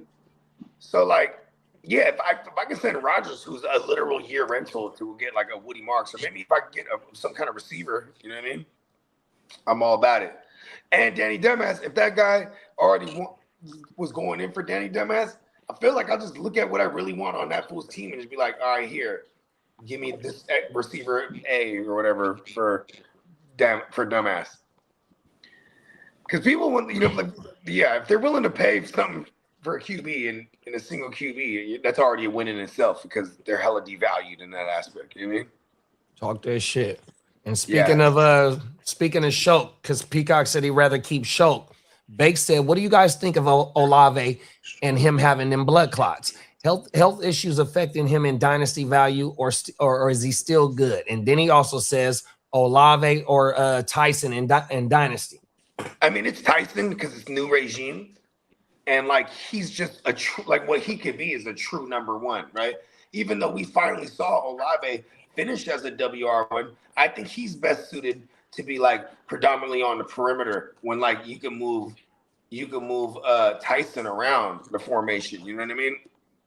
Like I don't think they like Olave coming out in the shorter A-dot stuff because like he's getting beat up over the middle over the years. You know what I mean? Yeah, he just was so productive last year in that system to where I know there's some concerns surrounding him, but I think he's actually, because of that, probably a decent value in Dynasty because I look at it like this. I mean, everyone has injury risk. I mean, these are NFL players, so everyone has some injury risk. I know Olave's is a little bit higher, but the bottom line is when he's out there, he produces. No matter where he lines up, he's out there producing. Yeah. And so I know Tyson will have his role, and we'll get to him in the rankings here. I had Olave in my top 12 for redraft, and I'm standing on that despite these potential health issues because Bruh showed that he's an alpha. He showed that he isn't going anywhere as far as his role in this offense. So I'm all in with Olave. No, I agree with you, Spence, because we broke that shit down. I agree with you because we broke that shit down last Friday about how his production was. And even though he commanded 144 targets, and even though with the addition of Jordan Tyson and baby Trey Lance, a.k.a. Bryce Lance, like, bro, he averaged maybe like 7 targets per game. So even if it goes down 1 or 2 targets per game, and what he did, he fit perfectly in the Schottenheimer offense, 100%, bro. The only thing that's going forward with him is how much they want to give, bro. 100%. That's what it's really finna be. Oh my mama. So yeah, I'm still rocking with how much are they gonna pay? Buddy. I think right now too, if you were trying to acquire Olave, it'd probably be easier to acquire him right now with some negative blurbs that are out on him. Yeah, it'd probably be cheaper. But then also to sell him right now, I'd probably wait till we see him at camp and he's looking good, and then then people go, oh yeah, the blood clots ain't shit, and then now you got some better value to his name. And you go to a receiver needy team because you're not lying when you say, hey, I'm shooting you an alpha from last year. You know what I mean? Mm-hmm. Yeah, this is the time to buy Olave because it sounds like the blood clots they got, they treated it soon enough to where it shouldn't affect him for this season. He's expected to be cleared at the end of this month. So I don't see it being an issue. Yeah, and what's at the end of this month too? We get closer to the training camp. You know what I mean? That's what I'm saying. Yeah, he'll be cleared well before training camp. Yeah, they started showing training camp days. July, so yeah, facts. That's what I just seen that. Some of these motherfuckers they started dropping their dates. July 26, 27. Motherfucker. Yeah, we still got rookies and vets got to report at late July. It ain't just the rookies that got to report late July. Shout out to Ghost Monkey and shout out to Albert. What up, Ghost? Fellas? What up, Albert? We about to get into these rankings, man. Let's get it, bruh. Let's go. All right. So this ranking series will be the continuation of wide receivers. We did the top 12 last week. So for those that missed the top 12, I'll go over it. We had Jamar Chase at 1, followed by the Puka Nakua at 2, JSN at 3. What? Amon-Ra at 4. What? CD at 5. What? Jettis at 6. What? Drizzy, Drake London at 7. What? I like that one. Yeah. Olave at 8. What? Pickens at 9. What? Nico at 10. What? Oh, I like that one a lot too. Yep. Rashi Rice at 11. Okay. What? And AJ Brown at 12 to round out the top 12. So we broke all that down last week. Shout out to the fella in ears. We broke down the top 12. So now on to number 13, which is for me Malik Neighbors. Got Malik Neighbors coming in at the 13 spot, just outside the top 12. He was originally in my top 12 back a month ago, but he has some injury concerns. He had that cleanup knee procedure, but the latest blurbs on him have been more positive because back then they were thinking he might be out till like week 6, but now they're thinking if things go well, he could be out there for week 1. So I still think he might start off slow. First 4 to 6 weeks, he might not quite be himself. So just if you draft Malik Neighbors, just hold tight because I think once he gets ready or once he gets fully acclimated to the new system, he's going to be a WR1. So he could easily finish top 12. It's just coming off the injury. He'll probably start off a little slow. So I've got him just outside. It might be a team that doesn't score a lot too, as far as like passing touchdowns. Because like if you have a John Harbaugh there, along with Matt Nagy, they're going to want to run a ton, right? So I think, but I think the yards will be there because you know what I mean? Yeah, and the receptions, he'll get targeted like crazy. No more Wandale, so he'll be the alpha for sure. Yeah, I like that. Let's go. Put some respect on Neighbors, B. Exactly, bro. I saw some of these lists had him down like an 18. I was like, nah, bro, y'all got to put respect on his name. No, and I was saying this every time we reported like negative blurbs on him. I was just like, "Yo, go trade for him in Dynasty right now." You know what I mean? Yeah. I was like, take advantage of all these bad blurbs. Like the Olave blood clot thing. It's like fucking take advantage of that shit. Buy him now before he gets cleared, and then everyone's like, "Oh, he's back." I got him. Yeah, exactly. Get him before. Because he'll get him when the other manager thinks like you're a sucker. You know what I mean? They're like, exactly. You want Olave? Ha ha! I'd rather the guy that's dealing with something in June than the guy that gets hurt in September. That's a fact. So Neighbors at 13. We got a bounce back candidate here at 14. Or Kitteh's Jets. Garrett Wilson got G-Dub. At 14, I think he was going yay before he got hurt last year. That's what I'm saying. He showing the hell was. Yay every year of his career. I might be underselling. Hey, that motherfucker was part of the West Side Championship run until he got hurt. I held on to him for a minute. But yeah, he helped me get there at the beginning of the season. Prior to last year, he was over 1,000 yards 3 years in a row. Jets should be a little better this year. Geno be a veteran presence at quarterback to where he should be able to, at minimum, if he stays out there, I think he's pretty much a lock for 1,000 yards and 90 receptions. I mean, Garrett Wilson is a production machine.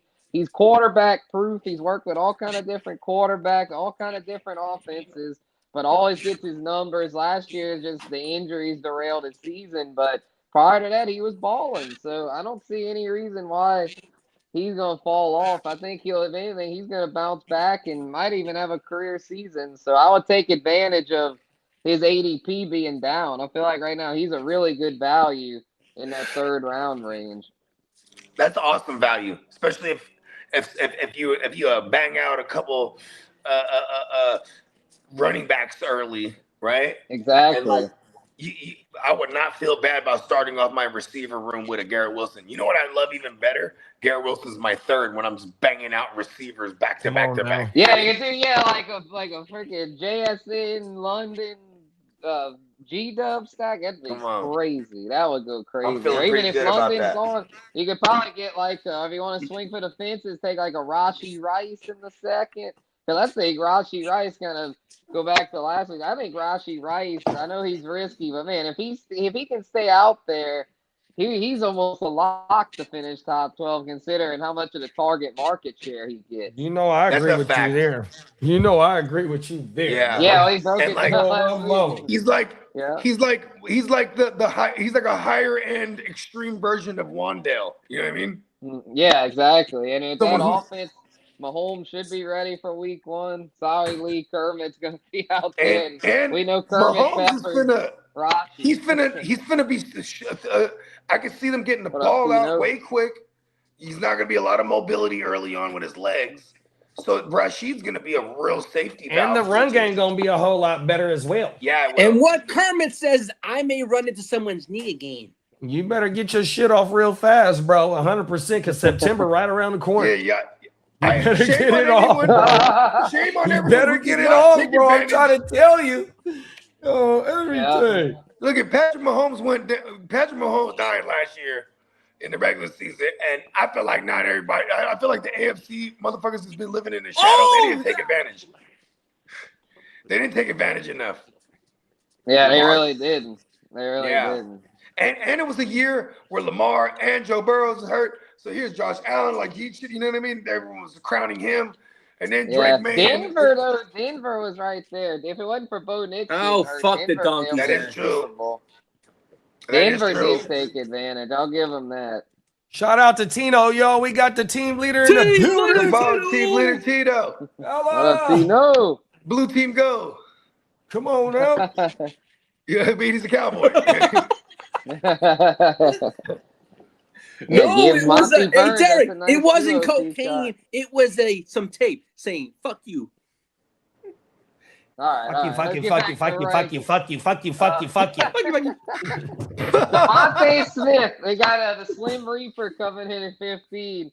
Devontae Smith, the rubber band man there. I think he's gonna take a step forward this year. No more AJ Brown. I know Jalen Hurts kind of on the hot seat over there, and Devontae's the guy he's going to have to lead on. I mean, Mekhi Lemon's only a rookie. The Wicks and Hollywood Brown are both, neither one are really high volume options to where Devontae Smith is just one of those guys that isn't flashy. I don't think he's quite a top 12 option, but with no more A.J. Brown, I think he'll be a solid, safe WR2.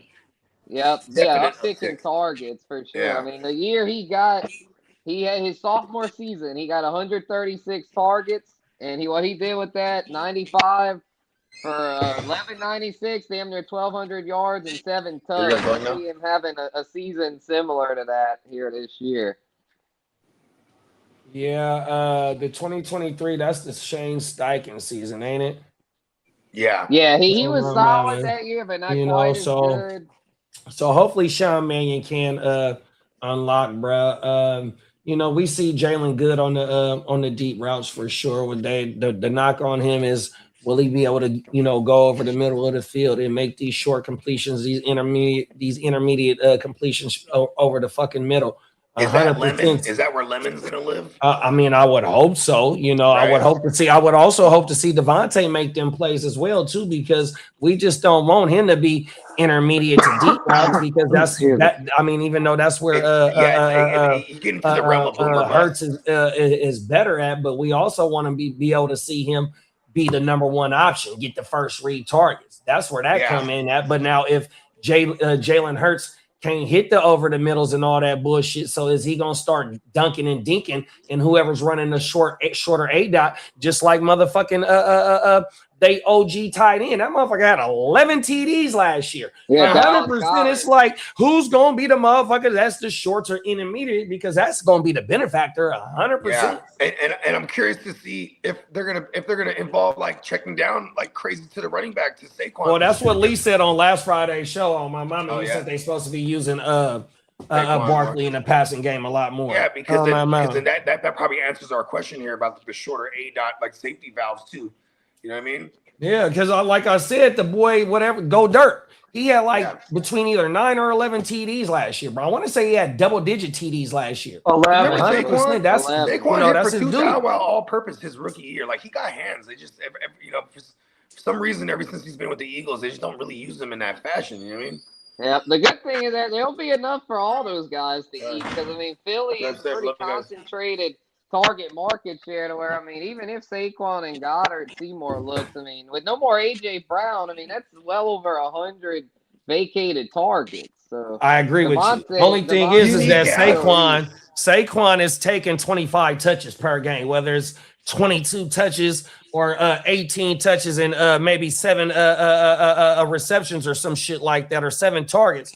You know, Jalen Hurts, the less he throws, the better is he quarterback. So if Saquon is giving you 25 touches per game, you want Jalen Hurts to be at about 25 attempts per game, 100%. Yeah. And with them investing in, they invested in Lemon, Dontavian Wicks, and that fucking tight end, and Hollywood Brown, bro. They brought in 4 motherfucking receivers. Bro, they trying to see what works best as well. So it's going to be a low concentrated target share over there, 100%.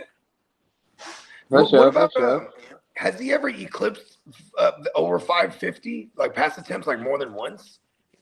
Who Hurts? Yeah, like I feel like he's at least won 550 at least once. Like he went 538 in 23, and then that's his career high. Okay, so while he hasn't even eclipsed 530 in pass attempts, so this is we need the efficiency here. 100%, and that's not his special. Going to go anywhere.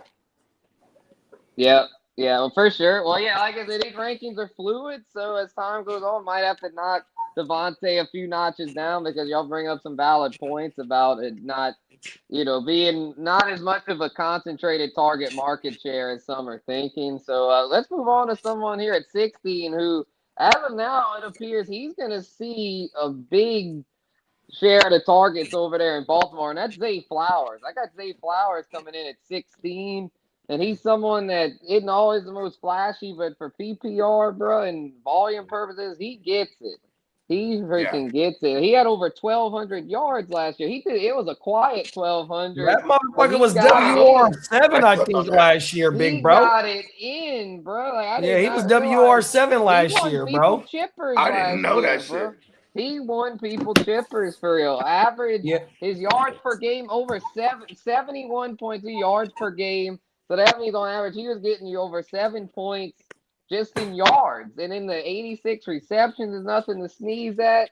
Touchdowns only at 5. That's been that's where he lack at because he's not a red zone threat. We seen him drop the ball in the playoffs in the end zone. He ain't no red zone threat, but he showed beat your ass. Never again. Oh, my mama, when you got Derrick Henry and Lamar Jackson back there with a running threat, he's gonna produce. Them is facts. Yeah, I agree with you. I'm glad you got him in your as a high end WR2. What you said you got him at 14? 16. 16. Oh yeah, I ain't mad at that. Buddy finished as WR7 last, 14.1 yards per reception, dog. 100%. I said just off the yardage. We'll swap him and Devontae. We'll move Zay up to 50. Yeah, Zay, bro, I think is getting slept on for real. I like that swap. That's a good swap. Talk that talk, bro. Yeah. Yeah, because, I mean, we know he's going to get – and if they bring in Diggs, I still think Zay is the top target. I mean, they drafted 2 wide receivers this year. They lost Isaiah Likely this year, or whatever you want to call it. You know what I mean? So they searching for some help for him, and those wide receivers that they brought in, even with Devontae Walker still being like, bro, that's no threat to him because he don't play what they play. 100%. Yep, that is fact. Yep. So got Zay there, Zay and Devontae 15 and 60, and then. We got King Tech coming in at 17. Tech McMillan, bro. He was rookie of the year last year and should continue to build upon that in his second year. Him and Bryce Young had a nice connection, and Carolina balled out in that fucking playoff game last year. In that game against the Rams where they gave the Rams a scare. I mean, I think that showed that Tet's here to stay. Like, Tet is not going anywhere. He is a guy that is going to be a force for years to come. Obviously, a great dynasty asset. For redraft purposes, though, I think he's a rock-solid WR2, maybe not quite a WR1 just yet, but I think by next year he'll be in that WR1 conversation. But for this season, I think he's a very solid WR2 and feels like a pretty safe pick there in that 3rd, 4th round range. Yeah, I definitely ain't mad at that. Only thing is that the 4 TDs that he scored, he got 2 TDs in each game. So hopefully he can be able to put up some higher number in TDs on everything because the body gonna be there for him. He had 7. He had 7 for the season. He had 7 for the season. Yeah, okay. Over 1,000, so not too bad. If at his size though, 8 to 10 would be nice. If he could get 8 to 10 and over 1,000, he'd be pushing WR1 range. Them facts. So yeah, he's right there. I was off by 3 TDs on my mama. I know it. It's all good. Shit. Yep, 70 receptions. That's the thing for PPR. That's why I'm leaning Zay and Devontae slightly more than Ted is because of the receptions game. I feel like those two have a little better upside as far as receptions, but yardage and touchdowns wise, Ted might outdo those guys, in which case he could easily finish above them. And what you say? You said you was worried about Zay and who else over Ted? I had Zay and Devontae over Ted at 15 and 16. I had Ted here at 17. What I would do is I would flop. I would switch. I would move up Ted to 15 and then bump down Zay back to Zay to 16 and then 17 I'd put Devontae.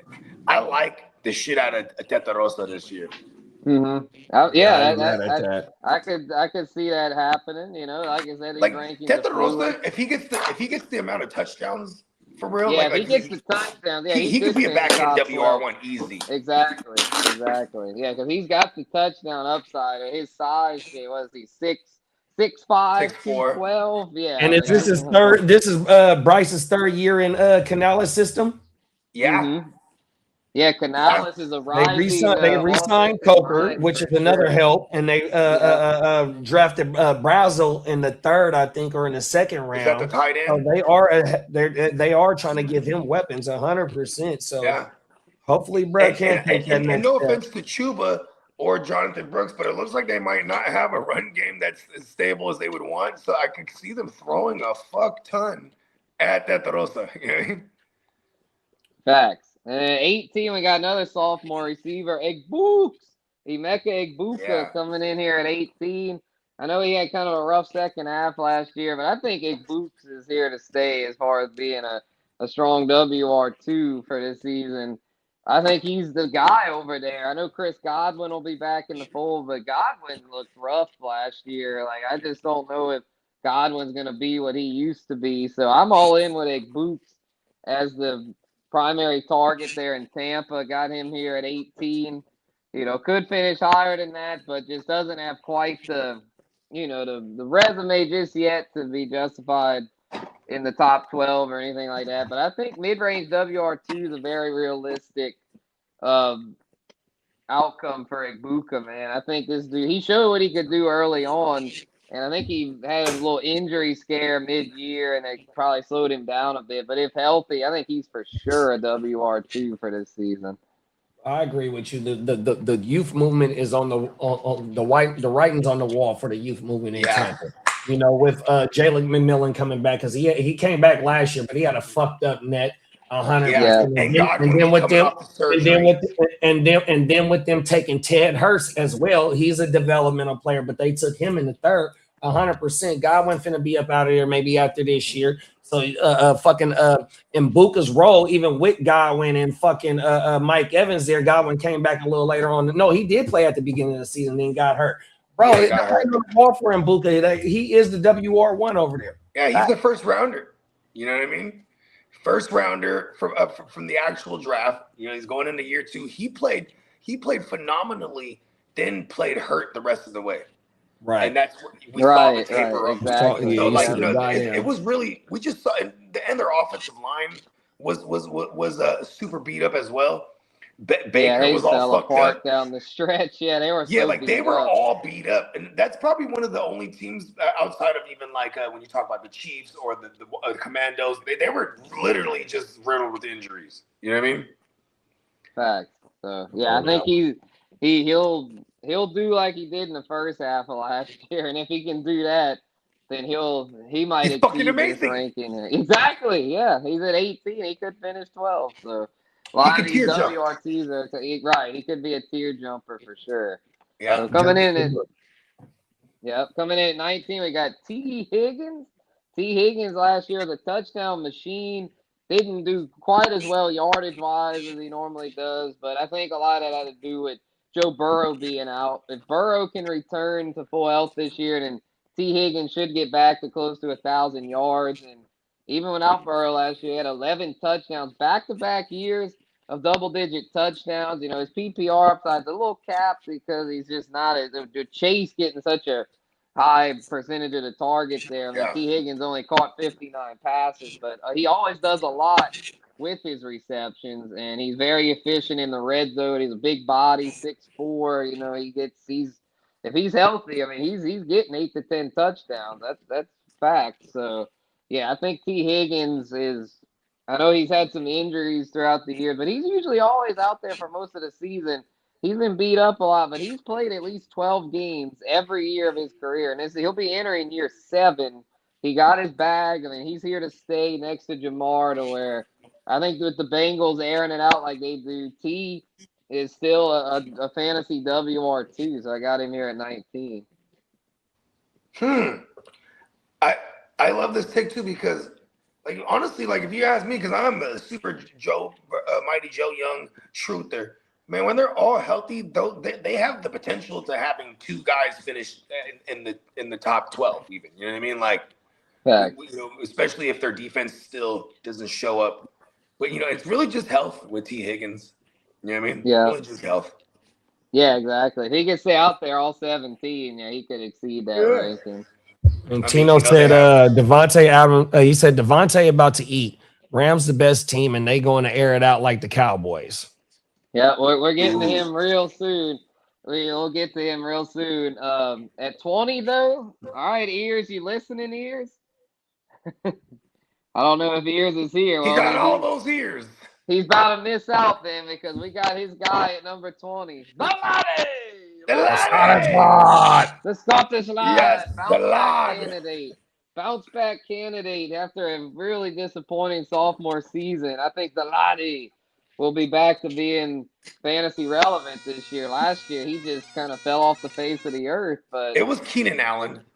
Yeah, Keenan Allen fucked it up, but I kind of think Keenan Allen is going to go elsewhere because, I mean, they drafted that kid, and then they have Keenan Allen is currently not on the roster, too, so that's exactly. So, you know what I mean? And I think the biggest reason why I feel good about Ladd bouncing back is because of the new OC, Mike McDaniel. That system is going to produce 1,000-yard receiver, and Laddie showed he could do it as a rookie, over 1,100 yards. So I see him getting back to that this season. Mike McDaniels, we're not too many years removed from him having Tyreek and Waddle finish in the top 12. You know what I mean? With a Tua throwing the ball. You know what I mean? Exactly. So I think the Laddie's in a really good position. Yeah, Justin Herbert's throwing the ball. I mean, that's an upgrade over Tua in my humble opinion. Big facts. And better offensive line when healthy. You know what I mean? Like, yeah, it's really exciting times to be a Charger fan, especially for anyone who has these pieces in fantasy. Like, this is a massive upgrade with Mike McDaniels there for all these guys. Right. Yeah, it's like Hampton. Got Hampton as RB10 overall. We talked about him during the running back rankings. And, it'll be interesting to see how the rest of that skill group pans out. They got a lot of tight ends over there with Gadsden and Njoku. And then you got QJ and Harris and them all battling it out for targets behind Laddie. But I just think Laddie is the clear-cut top option to where I think he's going to eat. Like, he's going to eat this year. And he's going to come at a discount because of how disappointing he was last year. The Laddie. because he was going very high last year. He was like a second, third round pick last year, but this year he'll probably be more like a late third, early fourth, and that's good value. Excuse me. Oh, good. Sorry about that. So we got Devontae. I know Tino was saying about Devontae. Got him coming in at 21. Devontae Adams. Can't forget about the OG. You know, he isn't quite on the level he used to be, but touchdowns-wise, he's as good as they get. I believe he led the league in receiving touchdowns last year, despite missing 14 a of couple them. games. 14 of Yeah. them, even though he missed 3 games. So he And, didn't go. I mean, I'm taking him higher damn near than everybody you got on there, except for I forgot who 13, 14 was. Neighbors. There's a lot of, I think I would I'm take taking that Devontae over over a lot of them dudes, bro. I might 100%. even Like put Tino Devontae said, right he on one of after the best teams in the league. That motherfucker, a lot of them touchdowns that we just talked about, 14 of them joints, bro, they throwing them the ball at the 2-yard line. In the, They're like, going bro, full- like He's that's like not going to they're die going down full because they Aaron going to put Rodgers up 30 points per game. Kyron Williams fumbling motherfucking machine. Puka not a red zone threat like that, even though they can score him up. And all them fucking tight ends that they got, Devontae better than all them in the red zone, bro. 100%. Give me Devontae over all them dudes. They literally brought Devontae over there because McVay was probably like, hey, Matt, you think we could do that back shoulder fade shit from the 1 and 2 yard line like Rodgers said? Bro. Yeah, let's bring over Adams then. They And he literally got brought feet him over. work. He's just not a super duper physical specimen. His game is predicated off feet work on and technique. fucking hands, dog. And Rogue ain't gonna lose. He's not losing a step, bro. He's still getting busy. Hey, look, he kills people with his footwork off that line, bro. Footwork, bro, 100% right off the line. You're not touching him. Yeah. And he was getting used deep last year too. Oh my goodness. Yeah. Bro, Like Devontae Adams, he ain't dying off, bro. I'm taking him a lot of them receivers we just talked about. Yeah, all right. Here's one: Devontae or T. Higgins? Who we take? Devontae, easy. Devontae. I'll take Devontae over Zay too, honestly. Just easy, facts, easy. Yeah, like I would. Okay, I would mad at Zay though. I ain't mad at Zay, but like I'm locked. Yeah. I'm going after Devontae as my WR2 this year, bro. 100%. Okay, all right. Here's one for y'all: Devontae or Garrett Wilson? Devontae. 100%, bro. I'm taking Devontae, bro. Give me them tutties, bro. I ain't expecting him to do 14 again this year, but he could up his motherfucking receptions this year. 100%. He might hit for dub for all we know. Like, you know what I mean? Like, he might hit on. He missed 3 games last year.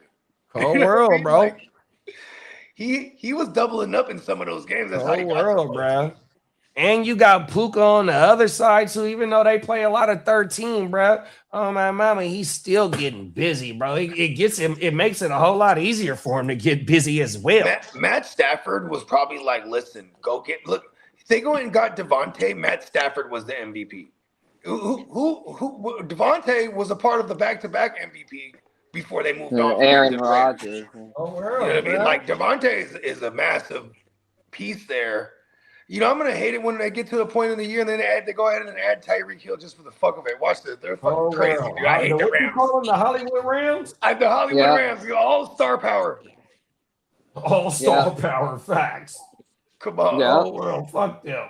Yeah, fuck them. So 22, we got Jalen Waddle. Ears is back. Okay. Yeah, Ears. We had Laddie McConkey crack the top 20, bud. There you go. Okay, I can hear Lee, but now I can't hear Spencer. Oh shit! I'll be back. Yeah, fuck them, Tino. You ain't never lied, big bro. Y'all got me. It's beef right there. All right, so yeah, Jalen Waddle at 22. I think he's gonna bounce back this year. First year in Denver. Yep. Bo Nix, Sean Payton's system.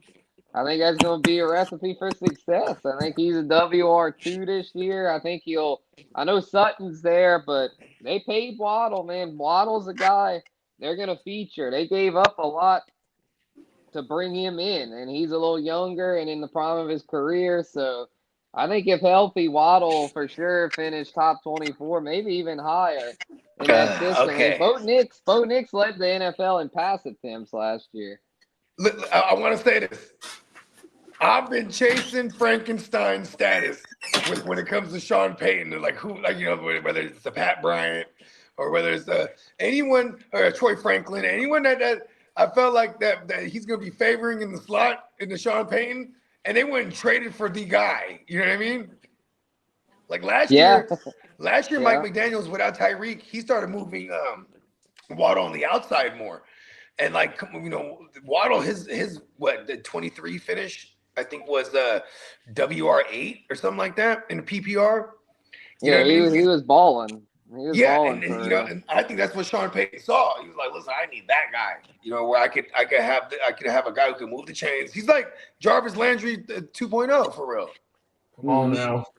Yeah, he can do it all. He can stretch the field and move the chains on like short to intermediate. And then not even that though, it's gonna be to run after the catch because like how Bogey said, if we get this motherfucker in the slot, in which we know he one of the fastest motherfuckers out there, the way that Sean Payton be able to scheme a motherfucking Mike Thomas who was a slant boy running shit out the slant, but ain't got no motherfucking speedy 4-7 wide receiver, 100% like his uncle Keyshawn Johnson. But yet they had 100%. So Waddle, I love the Waddle take, big bro. On my mama, I love Waddle to be my second or my third. If I can get Waddle as my third wide receiver, bro, I'm winning 100%. I think you have him ranked here. It's kind of built in with his injury history. I feel like because if he stays healthy, this guy could hella jump to the tiers. Like I feel like that 1,400 for sure. And we can get back to that 1,400 yard season that he had. What was that in 2023? Or 2024 when Tua it was whenever because Tua led the league. I think Tua threw for 5,000, and him and Tyreek, bro, both had over 1,200 yards. Tyreek had like 17. He threw for like 4,500 or 4,600 that year, but yeah, he definitely 45 on my mama. There we go. Yeah, because it was just those two guys though. Straight 1,000-yard seasons, and then in the last 2 years he was under 1,000. But his first 3 years, bro, he was balling. The last couple of years, he wasn't quite at that level, but yeah, he missed time. So 2024 he played 15 games because the video that I just did, I got about to drop that bitch here. Shameless plug. He played 15 games when John Newton was there, so it wasn't like he just missed a few. You know what I mean? 100%. A-Chain was balling. Tyreek was balling. Waddle didn't have too good of a season. But yet he was still there for 15 games while John Newton was balling. We saw the emergence of John Newton and A-Chan too. You know what I mean? In year 2. Oh, world. Yeah. Yeah. So I think a change of scenery will be good for Waddle. It's just that Sutton's still there, Troy Franklin, Pat Bryant. You know, good Easy Ingram. You know, good bit of competition for targets, but I think he'll get enough to be WR. And if it's one thing that we could point out, where I like where your ranking is too, just like, you know, even in the world where he stays healthy the whole year, this is a safe ranking right here because Sean Payton will move that ball around. Like everyone, they target the fuck out of everybody there. You know what I mean? Like Bo Nix led the league in pass attempts last year. Yeah, but even would you rather have Pickens and Lamb or Devontae and Newton? Ooh, that's tough. Pickens and Lamb somehow. Yeah, I think Pickens and Lamb, but it's close. And then he said Waddle or Flowers. I'm gonna lean Flowers. I like Waddle, honestly. Well, the reason why I like Waddle is because I'd rather get the value on Waddle. Like I feel like I'm gonna pay less for Waddle. Born Flowers gets hurt, and we don't predict injuries. Flowers, his production is there, bro. Oh my mama, he won a Lamar, and just the way that they play their offense, the way they stuck the defense up, bro. He beating everybody over the top, bro. 100%. Flowers got a higher chance of finishing back in the WR position, WR1 territory than what Waddle. We got to see if Waddle can jump all the way up and be the number 1 wide receiver. And they still got, like how you said, Bogey, they got Sutton, they got your boy Troy Franklin. You said Pat Bryant. They got RJ Harvey who can catch the ball and go take it. They're gonna throw it. So we got to see where he fit in at. Give me Flowers over Waddle. Okay, I'm with you on that. Yeah, I got to start putting more respect on Zay Flowers' numbers, bro, because it's undeniable at this point. Yeah, same. I feel you, Bogey. It's like it's just the role that he plays, and he plays his role well in the offense. You know what I mean? Role. Yeah, especially with Mark. And he's going into year 3, huh? Is this year 3 or 4? Yeah, Mark Andrews. I don't know. Having a more year 4 for Zay. Mark Andrews having a reduced role has helped Zay. Yeah, Mark Andrews is gone. Yeah, I mean, he's still there, but he's still there. It's just a reduced role. Likely's gone. He's there for half the year, Mark Andrews. So, yeah, and it's even when he is there, I mean, it's a reduced role. So he's not what he used because to of his be. diabetes. A lot of injuries, a lot of health problems. Yeah. Tino said, "Thanks, guys, for the support. I would take Devontae and Nuke. LOL." And then Derek said, "Give me Pickett to laugh." Hey, shout out to my Cowboy brothers, man. 100% GP. Are you with? Hey, Derek, here we go. Hit the drop. Are you with that? Hey, let's go. With me. Oh yeah. Hell yeah. So we got a breakout candidate coming in at 23, and that's Luther Burden. Let's go! Let's go, Spence! I didn't know where to rank He made the top 24, big bro. I got him in there. I had to put respect on his name, bro. Let's go. Doing some mock drafts and shit. I was like, man, Luther Burden. But then I started doing research, and I was bro, like, that motherfucker is on my must draft list for 2026. He really emerged 100%. Last year, for real. He passed up Rome Odunze as the top receiver over there. And I think that's here to stay because Luther Burden has all the talent you could ask for. He went later than he should have. He should have been a first-round pick. I mean, this kid has potential to be an elite receiver. And so I think he is just scratching the surface of what he can do. So I got him getting that top 24 finish. Caleb Williams, I think, will be among the lead. I don't think he'll lead the league in pass attempts because they run it a good bit there with Ben Johnson, but they do air it out too. So they're going to air it out enough to where I think Luther Burden's a really good breakout candidate. So I got him at 23, and he could easily be one of those tier jumpers, as Bogey likes to say. Facts, bro. Like you said, even though Manungai and DeAndre Swift, they run a 50-50 run balance over there, right? But I'm finna pull the numbers up. This motherfucker, Luther Burden, his shit was so efficient with Caleb Williams, and his ADOT was so short, bro. It's like he's the one, like, and then his first, hold on, let me pull the shit up. His first read targets, dog. Hold on, Burden. Oh my mama, bro. Here we go, right here. This dude, man, this shit was so efficient last year, dog. And he didn't start to take off until later in the season as well. I would go over his game log: 60 targets. 47 receptions, 652 yards, bro, on 47 receptions, dog. 334 yards after the catch, a.k.a. Deuce yards. 100% design targets, 15, 1 per game. We got to get him the ball. First read targets, 2.3 per game. We got to get him the ball, dog. Hey, Spence, bro. Hey, he finna be a tier jumper this year, 100%. I'm glad you got him where he at. I hope we could delete the stream right now because we don't want to bullshit ADP. Oh my mama, I'm trying to bring his on my must draft list this year. It's already up there. That's the thing. When I was doing those mocks, I was like, man, his ADP is already up there. Bro, I've been standing on that since last year, though, bro. Like 100%, bro. I've been saying this shit for a minute, I've been the Romo Dunze guy. And like it's hard. Yeah, I wasn't a Dunze guy too, but after doing the research, I was like, yeah. I'm trying to tell you, Spence. Yeah, I agree. Yep. So coming in at 24, we got another OG, Mike Evans. I got Evans here going Niners, a change of scenery. We talked about Waddle, the change of scenery guy. I think Evans, a change of scenery could do wonders for him as well. He had his first 9,000-yard season last year, but I think he'll bounce back assuming he missed a lot of time too. Yeah, he missed a lot of time at the hamstring stuff. He is getting up in age. He wants 1,000. He wants to add another 1,000-yard season to his resume so he can match Jerry Rice. Wow, he's a Niner. Let's go. Exactly. So he's got a legacy. He's following in the legacy. I mean, all the great receivers there. I mean, with Jerry Rice, T.O., I mean, the list goes on and on.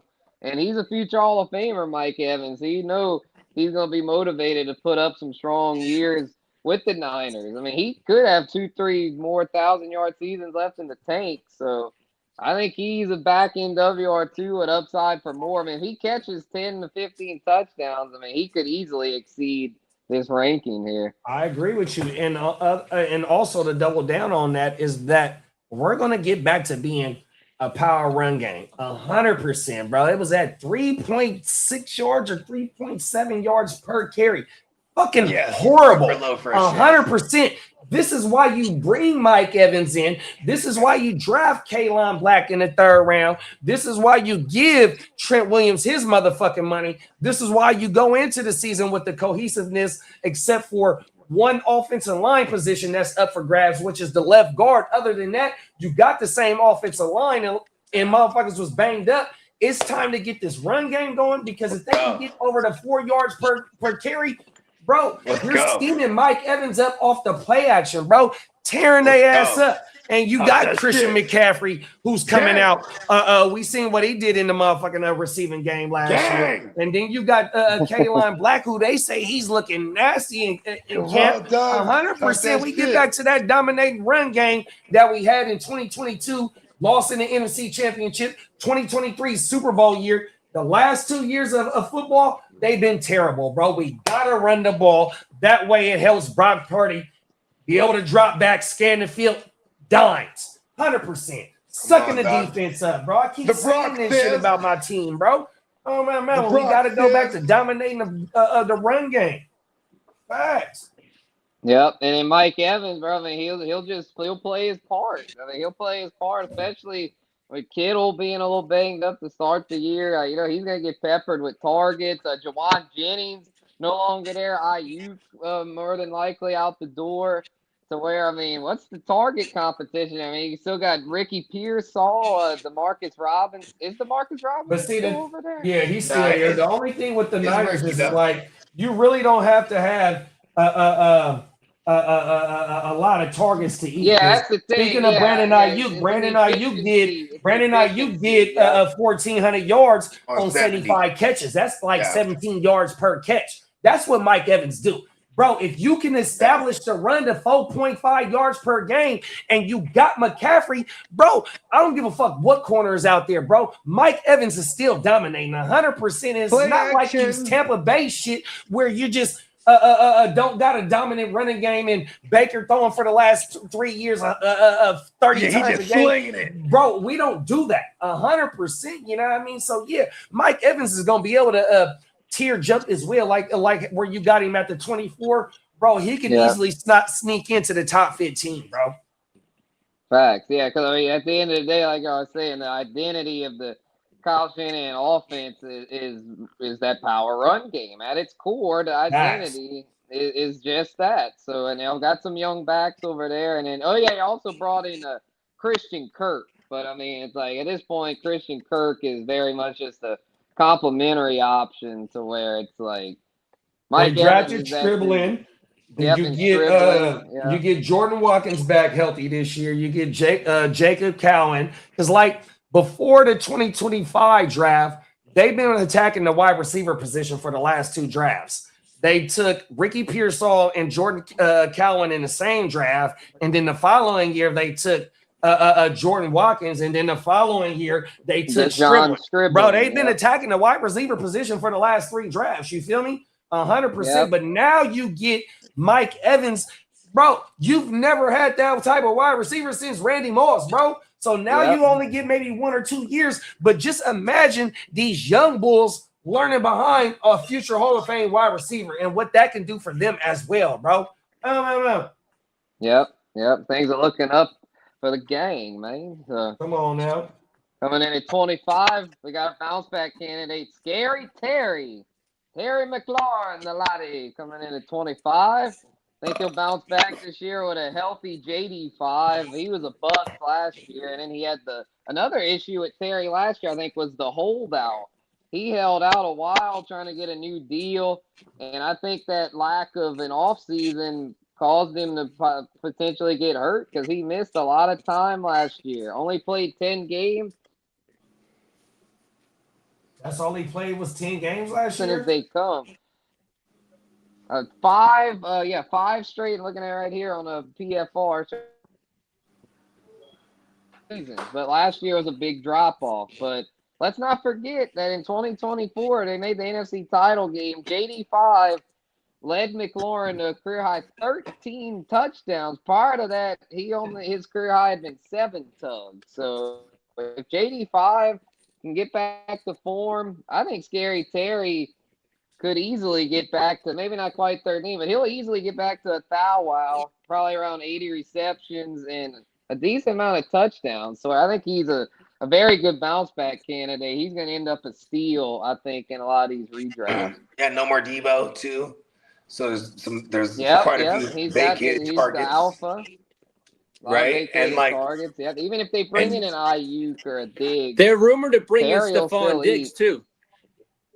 I like that. I mean, yeah, they need another weapon because Stefon Diggs, he's been shown that he could be a slot threat as well. So I think McLaurin's role is safe no matter what. He's paid, one, and then two, he already has the rapport with Jay. Like that was just another one of those teams. Them, the Chiefs. And who was the other team? They're just riddled by injury. That's really just the story of their 25 season. You know what I mean? The Giants. The Giants. Touchdowns with JD5's rookie year. Yeah. Warren had like 12 or 14 TVs with JD5's rookie year. Everything. Yeah, I think it was 13, right? You said something like that. You know what I mean? Yeah, 13 tugs. 13 tugs. There you go. Yep, facts. Yeah, it was shit 13, going crazy. Yeah, he could easily. That's what's so crazy. I feel like every name I bring up here in this year, everyone, he could be a tier jumper. See, and that's all these WR2s. That's what we want to identify because, say, like if we want to go tight end or running back in that second round, we can sneak and get. We could still sneak and get our WR2 in the third and fourth round. You feel me? That's why we want to be able to pinpoint some of these wide receivers that might fall down to a WR 24, 23 in people's rankings. But bro, them is motherfuckers that's going in the third and fourth round. 100%. So if you getting your WR2 in the third or fourth round, maybe even in the fifth, bro, you also got your tight end and maybe your your running back too. 100%. I ain't mad at that. Yeah. Facts. Coming in at 26 here. Oh, go ahead, Bug.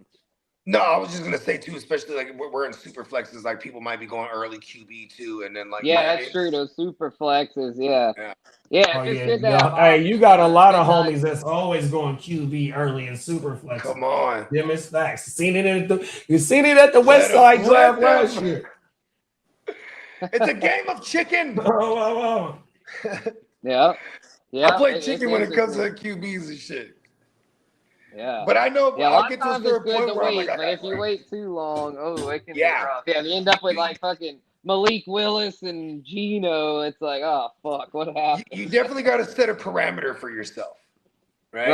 Right. You don't want to wait too long. Yeah, like you don't be stuck. I usually have a cutoff. I have a cutoff point. Rookie and it has been.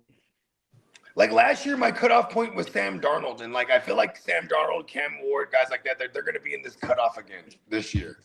You know what I mean? I mean, Malik Willis is like, if I have a Malik Willis on my team this year, I swear to God, he's my fourth QB. You know what I mean? Like at that point, I'm just getting greedy. You know what I mean? Because then you're making life harder on the guy that decided to wait. That's another thing. Yes. And holding them hostage, the trade. A lot of times, if I have 4 QBs, they're probably all in those later ranges, like all 4 of them, or like 3 out of the 4. You know what I mean?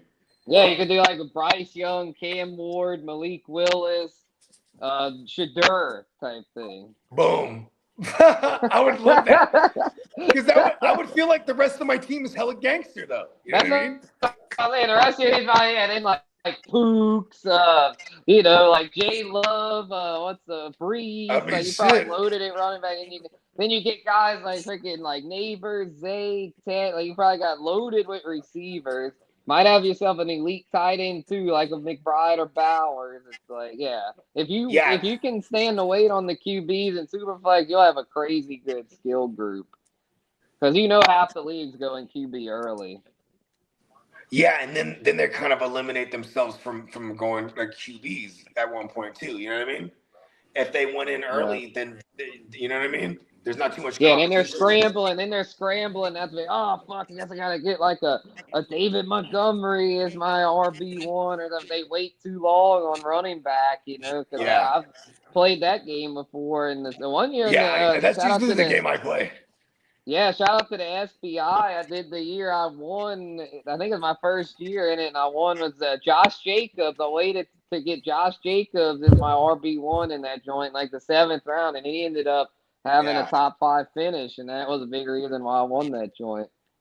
I remember that shit. I think you made like a massive trade too that like ended up working. Oh yeah, with Kev. Shout out to Kev. Yeah, everyone was saying I lost it, but I ended up winning that shit. Yeah. Come on now. See how this shit worked out. That's what I learned. Let them run their fucking mouth. Let them run their mouth, because I got the last laugh at the end of the day. I think you might have sent him. Was it Cooper Kupp? Oh yeah, I got Jettis. I gave up a lot, but I mean, I think it was like Cooper Kupp. This is Jettis we're talking about here. I think it was Kelsey. I know was part of it. Was it Kelsey and Kupp?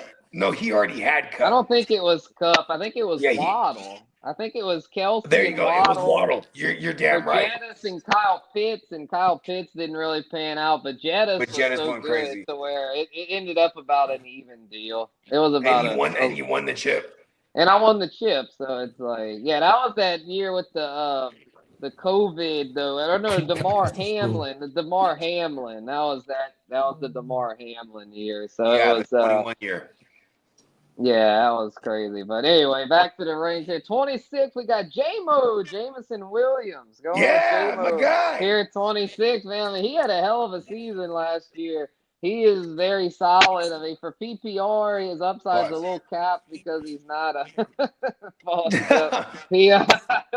he's very solid. Continue. I had your back. Oh, that's all good. Can I ask a question here? All right, does Laporta hurt JMO this year?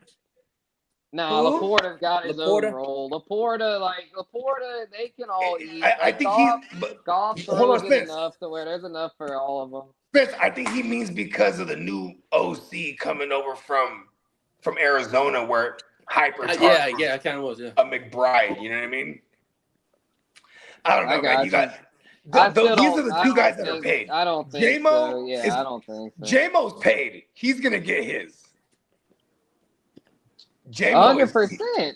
Yeah, and I think the reason Arizona, McBride is one, he's an elite talent, and also, with Marv not really panning out as well as they were hoping, I think they didn't really have much of a choice but to hyper target McBride. True. To where what's the Drew Pett things in new OC there. Okay. Yeah, and Dan Campbell, I know Dan Campbell's not the play caller, but he has a big say in that offense, and he's gonna be getting on him about getting Jameson Williams involved. And I think that was something that was one of their emphasis last year. That was an issue that they had at times, was not getting him involved enough. Yeah. So I think they're gonna make. He's paid. Past 2 years over 1,000 both years. Around 60 receptions both years, 7 touchdowns both years. He's very consistent. So what it is that ain't consistency. Last year was 102 targets and 65 receptions. That's highly inconsistent. He's a 50-50 ball. He's 17.2 yards per catch on 65 motherfucking catches, but only 1,100 yards. But when he catch that motherfucker and when they connect, he is getting busy. Even though he was the WR12 last year, that shit hit 100%, but it got to get a little bit more efficient. It got to be efficient and more for it to be able to stick around consistently for him to maintain that production. And where Spence got him at, you getting him for a bargain for sure. That's the thing. He was the WR12 last year. I got him at WR26, which is you got him at the right spot. But I love Lee's question. But I love Lee's question just based on Laporta too, though, and based on what Gibbs being the main factor now, 100%. Where is that gonna fit in at though with Jamo? Oh my mama. But here's one thing I do want to point out, because you just nailed it right there, JD. You said he has a 17.2 yard A dot, and no, that was yards per catch. Oh, yards per catch, right? Okay, so his yards per catch average, right? But here's another thing too: is like if he is a more so a down the field threat, golf. That's where Goffle's game is the weakest. When he goes, when you know what I mean, when he starts stretching the field, he that's where his completion rating isn't the greatest. You know what I mean? So if and Jamo, they try to find ways to get the ball in his hands, but man, you nailed it. We got Laporta coming back this year. He was missing almost the entirety of the year last year. Jamo managed to. I still remember that motherfucker taking that reverse on us to the NFC Championship. Yeah, exactly. They want to get that motherfucker still running against us right now, big bro. Oh my God. He still would have been running.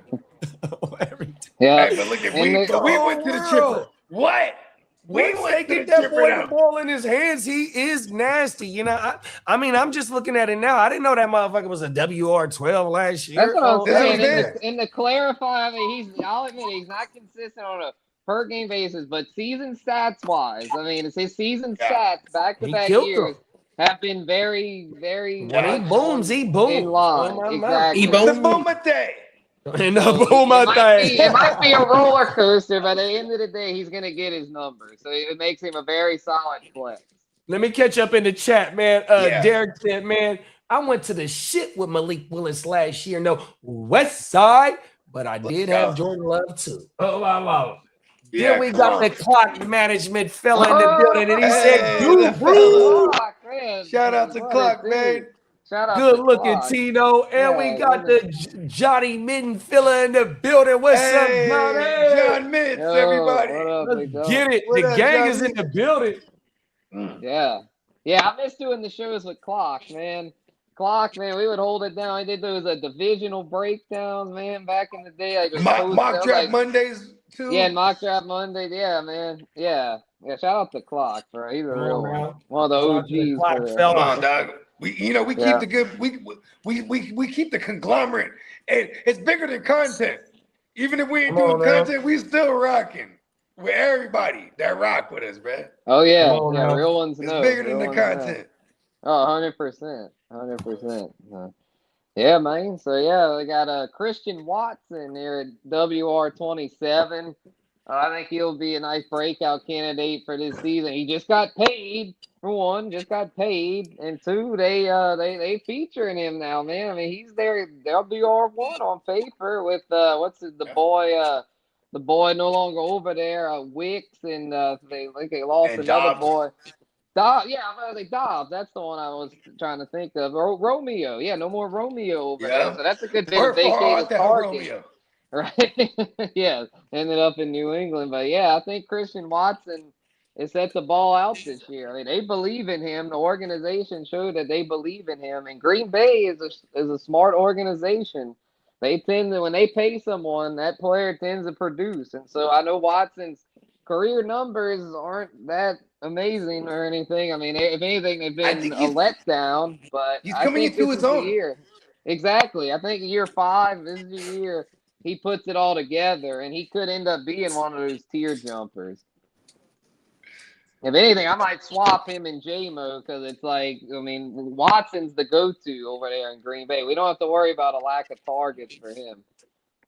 Yeah, and we saw, listen, I know the jury's still out on Matthew Golden, but this is why they don't draft receivers in the first round, because they don't know what they're doing, like, apparently. But when it comes to someone like a Christian Watson, who they drafted in the second round just a few years ago, they traded up to do so. You know, they had big plans for him. If you remember, his very first play of his career was it was week 1 of his rookie year. Aaron Rodgers absolutely bombs it to him, 60-yarder, no one in front of him. It hits his hands, he drops it, and then it took him like 4 or 5 weeks to fucking get his confidence back. But Aaron Rodgers, like, he put it right on him. And you know how it was too when you fuck around with Aaron Rodgers, like, bro, you just dropped the house call. Yeah, bro. Yeah, Rodgers is probably like, fuck, man, I don't trust him. He's in the doghouse for a month after that. Yeah, and then now you got him more than a calendar year removed from that ACL. You know what I'm saying? Like, I really like Christian Watson a lot this year, because I also don't think their defense, until they get Parsons back, they might be in some shootouts early too. Like Christian Watson, and especially with with Tucker Kraft. They say he was going to be ready for week 1. What if he's not? You know what I mean? Like Christian Watson could be a real focal point here. I mean, obviously they love Josh Jacobs, but it's not like they pepper him in the passing game. And who else the fuck is there? Jaden Reed. Jaden Reed. I mean, Matthew Golden, Matthew Golden. He didn't really show a whole lot. Yeah, I mean, who else they got? I mean, they brought in. They don't really have it. Bo Melton's still there, and Savion. Oh my God, my guy Bogard Melton. Yeah, Bogard Melton. Yeah, that motherfucker playing DB last year, I think. Come on, dual threat. Shout out to my son. There's a lot of targets up for grabs there. So yeah, Christian Watson, he could easily be a tier jumper. So come on now. Got him. Actually, just moved him up to 26. Swapped him in Jammo. Come on, there it is. Look at him. He's moving up. Yep, we gotta be flexible with these ranks here, man. You know, when we get Fuck this that shit, game, bro. we gotta, be humble about it. You know, I'll admit I don't know it all, so that's why we do this, man. We gotta get the. You're bigger than me. I swear. And see, that's the cold thing, though. Right, Spence. I say it here and I say it all the motherfucking time, bro. When I first got into fantasy football, I was searching out content. Now that I make content and I make content with great motherfuckers, bro, I don't need no other motherfucking fantasy. I got my bros to bounce these ideas off with. And once we all, you know what I mean, bro, we know what we doing. Yeah, I literally watch no one else's content. But man, fuck them, bro. 100%. It ain't no disrespect. You know what I mean? My dog is a lyricist, right? He get influenced by certain shit, but bro, don't listen to certain shit as well because motherfucker don't want to sound like a motherfucker. We all don't want to have the same takes. That's why motherfucker don't pay attention to that bullshit. Oh, never mind. Yeah. Facts. That's all good. You know, it's easy to talk ish, but the tough part is backing it up, and I feel like that's what we thrive at, is backing it up. We 100%. With numbers, we hold ourselves accountable. Facts, hold ourselves accountable. You know, there's no bullshit over here. I mean, we keep it real, man. 100%. We win chippers over here. Champion. Come on now. Yeah, there go Kitteh right there, talking about putting belts up on the motherfucking wall. Come on, bro. Exactly. Kitteh gets chippers every year since I've known. Come on now. He got titles on titles on titles. Yes, indeed. Coming in at 28, we got Carnell Tate, the Rook. We got the Rook here in this top 30 here. I think this rookie, man, he's the real deal. He got that Ohio State pedigree. And with Brian Daboll going over to Tennessee, that offense should be much better than last year. You know, Cam Ward had a rough rookie season, but he showed some promise down the stretch. And I think Carnell Tate can be the guy there. I know Wandale. They brought in Wandale. He got paid. He's going to have a role. Calvin Ridley, they brought him back, even though he's not very reliable. So I think with that being said, he's gambling. Exactly. Carnell Tate is gonna be the one to have here for fantasy. I mean, every year these Ohio State guys come through. It seems Garrett Wilson, Olave, and Buka. Marv's kind of the exception. Marv hadn't really panned out, but he's still young, so you never know. But I think Carnell Tate, though, he has that ideal skill set that you want to produce right out the chute as a rookie. JSN, forgot to mention JSN as those Ohio State guys. So, and Buka last year. Right, yeah. I think Books, yeah. Oh, yeah. And to double down on the Carnell Tate, bro, Malik Neighbors' first season, bro, 170 targets. Wandale, that's with Brian Daboll, that happened to coach Malik that rookie year, bro. Wandale was like 130, 140. They both placed in the top 12 of targets in 2024. 100%, bro. So with Carnell, and then with Carnell Tate, his bread and butter, bro, if you go look at his last year numbers, he was like at 17 yards per catch. 100%. That's why they brought in Wandale before the draft came. And now with Wandale, he got the short A dot. Now you got Carnell Tate who can take the top off. 100%, bro. They just got to get better at pass protection because I work with Lee all day, every day. And how Herbert was sacked last year, the Hurricanes quarterback, he was at the top of the list. Oh my mama, he was getting fucked up last year. And you know what's getting better in the pass protection. Look at Caleb the year prior as a rookie. He was getting fucked up too. Like 60 of them joints. Yeah, and you know, I kind of like this. And bro. Chicago went out and fixed that. Oh, hold on. Sorry. I kind of like this because now at least Ward knows, like, all right, bro, I ain't finna get beat up like that again. You know what I mean? And like, you got a whole new regime. They're gonna lean on the run too. So, you know what I mean? And how good is their defense gonna be? Because if their defense is just like it was last year, they're gonna be in a lot of shootouts. So it's like we love those receiving options. You know what I mean? Come on now. Yeah. Talk that shit, bro. Here goes a comment for you, Lee. Garbage time kings. Hey, Marco, I didn't say anything. I saw that and chuckled. That's why I was laughing. Oh, you seen it already. Okay. That's why I had to grin and laughing. I was like, okay. And then Bake said, I like Christian Watson too, but his reoccurring hamstring is troubling. Hope he stays healthy, but I feel like Jaden Reed will be overlooked by the defense with Kraft and Watson getting the number one looks. Or the number one option, excuse me. Here's my thing about Reed is like he's just super unpredictable on how they're gonna use him. And they go 12 personnel a fuck ton. And then when they do that, he's not on the field. You know what I mean? Like, because you only got 2 receivers there in that formation. And he tends to never be that guy on there. He's like a 3 wide receiver set guy, or they got him in the backfield, or they're doing some tricky shit with him. You know what I mean? That's my only gripe against Jaden Reed. You know what I mean? Mm-hmm. Yeah, his usage is a little wonky, but maybe this year he'll get more. Maybe he'll be the second guy. They hate him. Matthew Golden, I mean, he didn't show much as a rookie, so I mean, you would think Jaden Reed would get those reps over Golden. And Jaden Reed and Watson just got paid in the last 2 years. Jaden Reed got paid the year before last, and Watson just got paid this year. Yeah, exactly. Oh, I thought they just paid Jaden Reed this year. It might have been this year. I know he just got some chalupa. He got like a $40 million deal or some shit like that. They paid like a few weeks. Like 3 years, $40 million. They paid like not long after free agency. And then Derek said CJ Stroud, Cam Ward, Caleb Williams, and Joe Burrow with these offensive lines last year. They were all. Well, Caleb's offensive line was pretty good. I think the Bears' offensive line was not too bad, but those other 3 he only had like 20 sacks last year. They were terrible. Yeah, they gave him a 3-year extension pause. Who's that? Jaden Reed? Yeah, you got $50.25 million. I thought it was 40 something.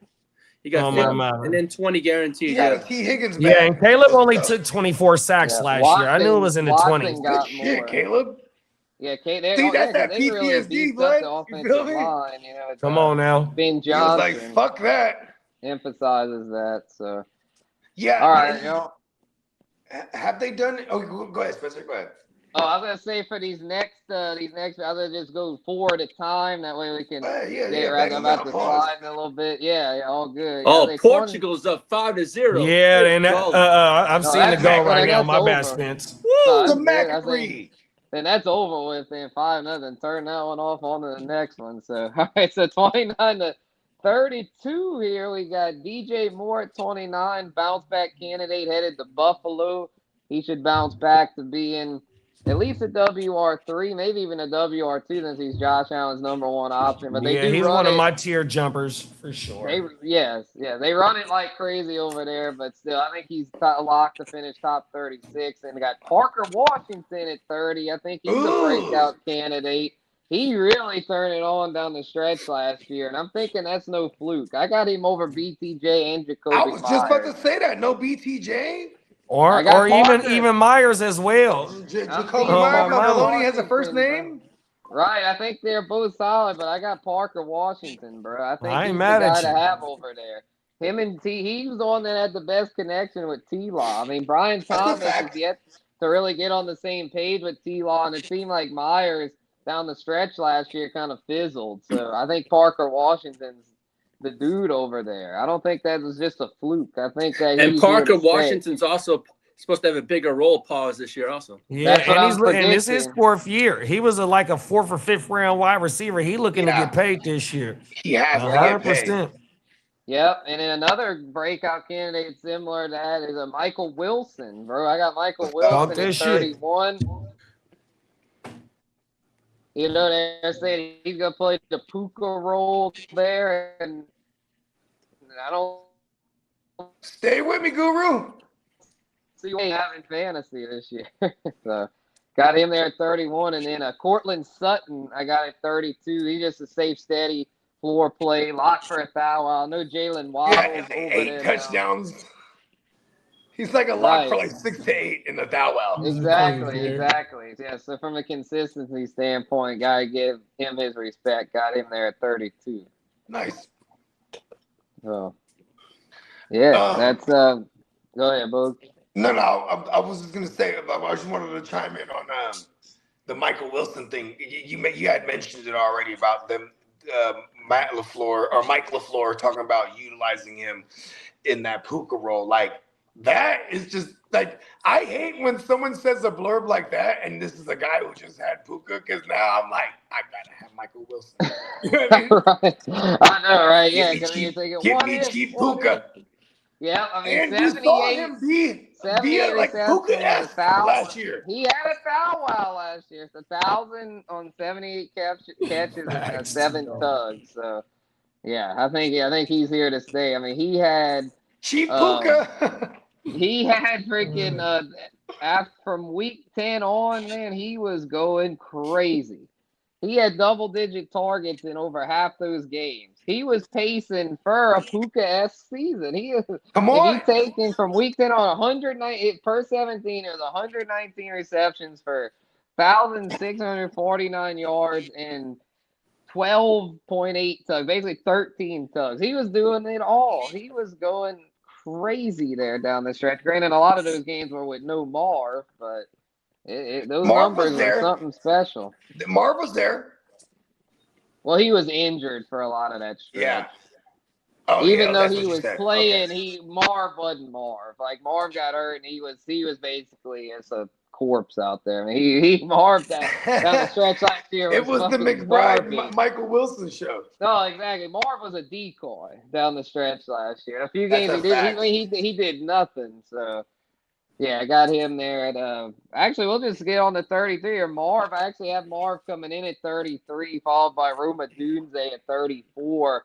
All right. Like we could get both of them very cheap this year, I think. Yeah. And I mean, they were first round picks just a couple of years ago. I mean, it's crazy to think how far their stocks have kind of fallen, but it's like they're still there though. They're not dead. Like, and they're part of fantasy friendly offenses. Exactly. They're far from dead. So if they fall in drafts, like, I would not be shy about taking them as my WR3. If anything, they could end up being hella values. Fact. So, and then at 35, we got DK. That was it was tough to decide between him and Michael Pittman, but DK, man, he gets his numbers year after year. So I had to put some respect on the OG. And he got a rapport with Rodgers. Oh, exactly. I mean, Pittman still got to build that up. So I got DK there at 35. You know how Rodgers gets. Yeah. Don't you drop that ball. He's like, fuck this guy. Yeah, once he likes a target, that's how it's like if it was any veteran QB. Once they get a favorite target, they tend to stick with it. So I don't see DK going anywhere. And then at 36, got another rook, man. Shout out to Jordan Tyson. Let's go. He made it. Rounding up. He made it rounding up the top 36. Jordan Tyson. I think he's gonna have a big role this year with in Kellen Moore's system. And I know he's had his share of health concerns, but they were confident enough. That's what I'm saying.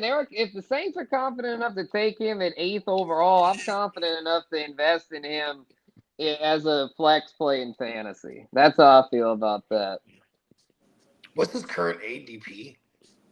I think he's going. I think he's getting grabbed paws around like the 6th, 7th round range. I love that.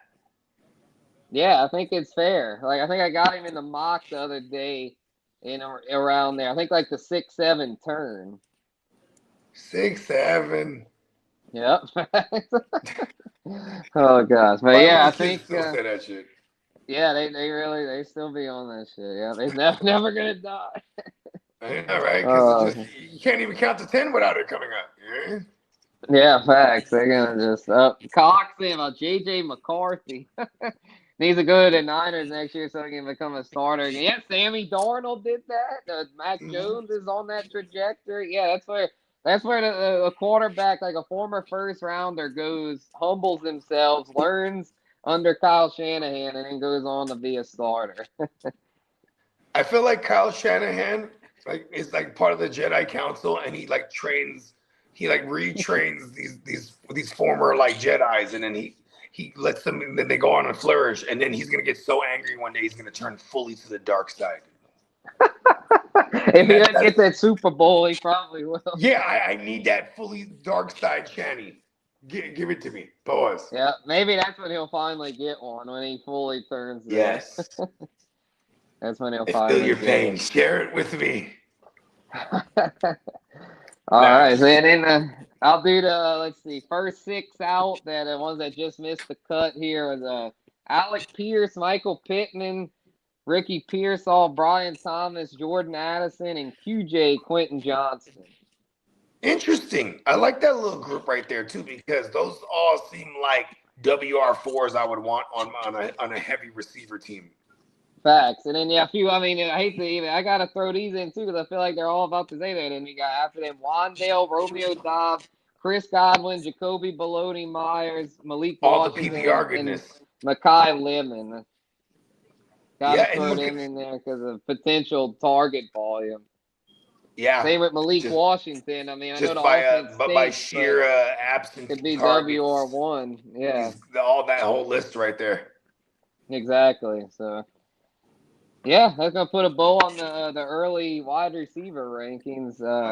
Seem like we, I'm glad to share them with the crew here, and appreciate all the feedback from everyone in the chat and on the panel. We'll cap off the early ranking series next week with quarterbacks and tight ends. Pause. We'll do it Friday, but gonna be in St. Louis. Going to St. Louis. Oh, that's right. Yeah, you and Pops have a wonderful trip. Yes. You leave Wednesday, right? Wednesday morning, yeah, bright and early tomorrow morning. We'll be hitting old I-55 going north. So I told Pops to focus on your trip, not the fucking baseball. He's still gonna be calling you. You watch. I mean, I ain't answering my phone, man. I'm not. I want you to enjoy. Don't say I told you that. I want him to have a fun trip, man. It's not about calling me. Spencer, we're freaking 11-1. We're just... it's fine. Appreciate you, Derek. Hey, Spencer, I'm on the phone with your daddy. I'm like, man, that time flies by. He's dedicated. I told him. I was like, I don't care what the league size is or what the state are. Like, I told him you could compete in any fantasy baseball. I'd put you up against anyone. Like, he's seriously that good. I'm like, good Spencer, that's why I said, you know what, man, you just run the fucking show. Just go. That's probably a good call. That's probably a good. I said, Papa G, if we're doing this that great, because my friend Phil goes, Lee, what he does? He sees your dad's name. He sees Horace in the name, right? He hasn't put 2 and 2 together. So, I just say, hey, man. I just say my co-manager. I feel my co-manager runs the show. He goes, God damn, he's good. I go, that's why I let him run the show. Oh, shit. That's funny. Phil goes, where do I hand the money over to you? You never know with the offs, bro. That's what they. Hey, Diamond Jones taught us that lesson. You get in the offs, and you never know. You can't count it just yet. What is it? A 10-hour drive? Probably. Well, with stops, probably more like 11. But not too bad. Especially because we got 3 of us who can take turns driving. So, who are you going to see? The Cardinals versus who? Diamondbacks. There you go. Thursday night. So our I gotta say one thing. Be happy, man. Your Cardinals are playing better than my Red Sox. I can't believe it. Yeah, they somehow are. I mean, your Red Sox, hey, if we're gonna get that number 1 pick, then get that number 1 pick. So, yeah, y'all got all kind of injuries though. Like we were saying about like the fucking who was the team? Like they got all the injuries last year. The Chiefs. Yeah. Y'all like the Chiefs from last year. Just injury after injury. Yeah. Roman Anthony. I put it on ownership. Ownership sucks. They need to sell a team. Yeah, Rafa Devers fiasco from last year. Man, that Devers is gone in San Francisco. They got to sell his ass. That guy just he's destroyed every organization he's gone to. And San Francisco thought they were getting a hell of a player. Yeah, San Francisco. Yeah, I was not talking. I was at that game with Spencer actually. Yeah, with Diamond Joe. Yeah, right when that trade first happened. We were allegedly lost. For the I might not have been at the game. Luigi was at that game. I was gonna say, we were both. I was fucked up at that game. Let's go. Good times. Those were some good times, man. Shout out to that was with Diamond Joe and Steven, right? Yeah. I was the commissioner of the Eastside League. Tino was there too. Yeah, hell yeah. Oh yeah, Tino. Can't forget team leader Tino. Come on. Yeah, we had the starting five. We had the starting five. And me and Tina, we were streaming in the back seat, and the car's driving itself, right? And then like, this is sorcery. Yeah, y'all picked me up in that Tesla. I was like, oh shit. Shit just driving itself. We're just getting loaded. I know. I was like, whoa. I was like, holy shit. This is the future. Shout out Diamond Joe, man. Yeah, we were shout out to the Disco game. Diamond Joe, man. That's the way to put it. We were beyond the game. We went beyond the game, man. Yeah. It's the game within the game. Beyond exactly. the game. It really was. Getting food was a battle within itself. Just standing in line for food was like a whole other experience. I was like, and that's how it always is over there. But you know what's cool is you got to experience the bacon wrap hot dogs outside, right? Yeah, after the game. Yeah, because that's a hood shit right there, bro. Them outside bacon wrap hot dogs, that's where it's at. It really was. Right? Because they're everywhere too, so the lines ain't long. No, exactly. Yeah, just pick one because they're all the same. They might even be an entire team because they're all the same. Exactly. They're just sprawled out. You know what I mean? Exactly. That's Tina goes, too, I keep looking at the ocean that seemed like it wasn't moving. Exactly. That was the vibe for sure. Oh shit. That's what you call some high times. Allegedly. Allegedly. Facts.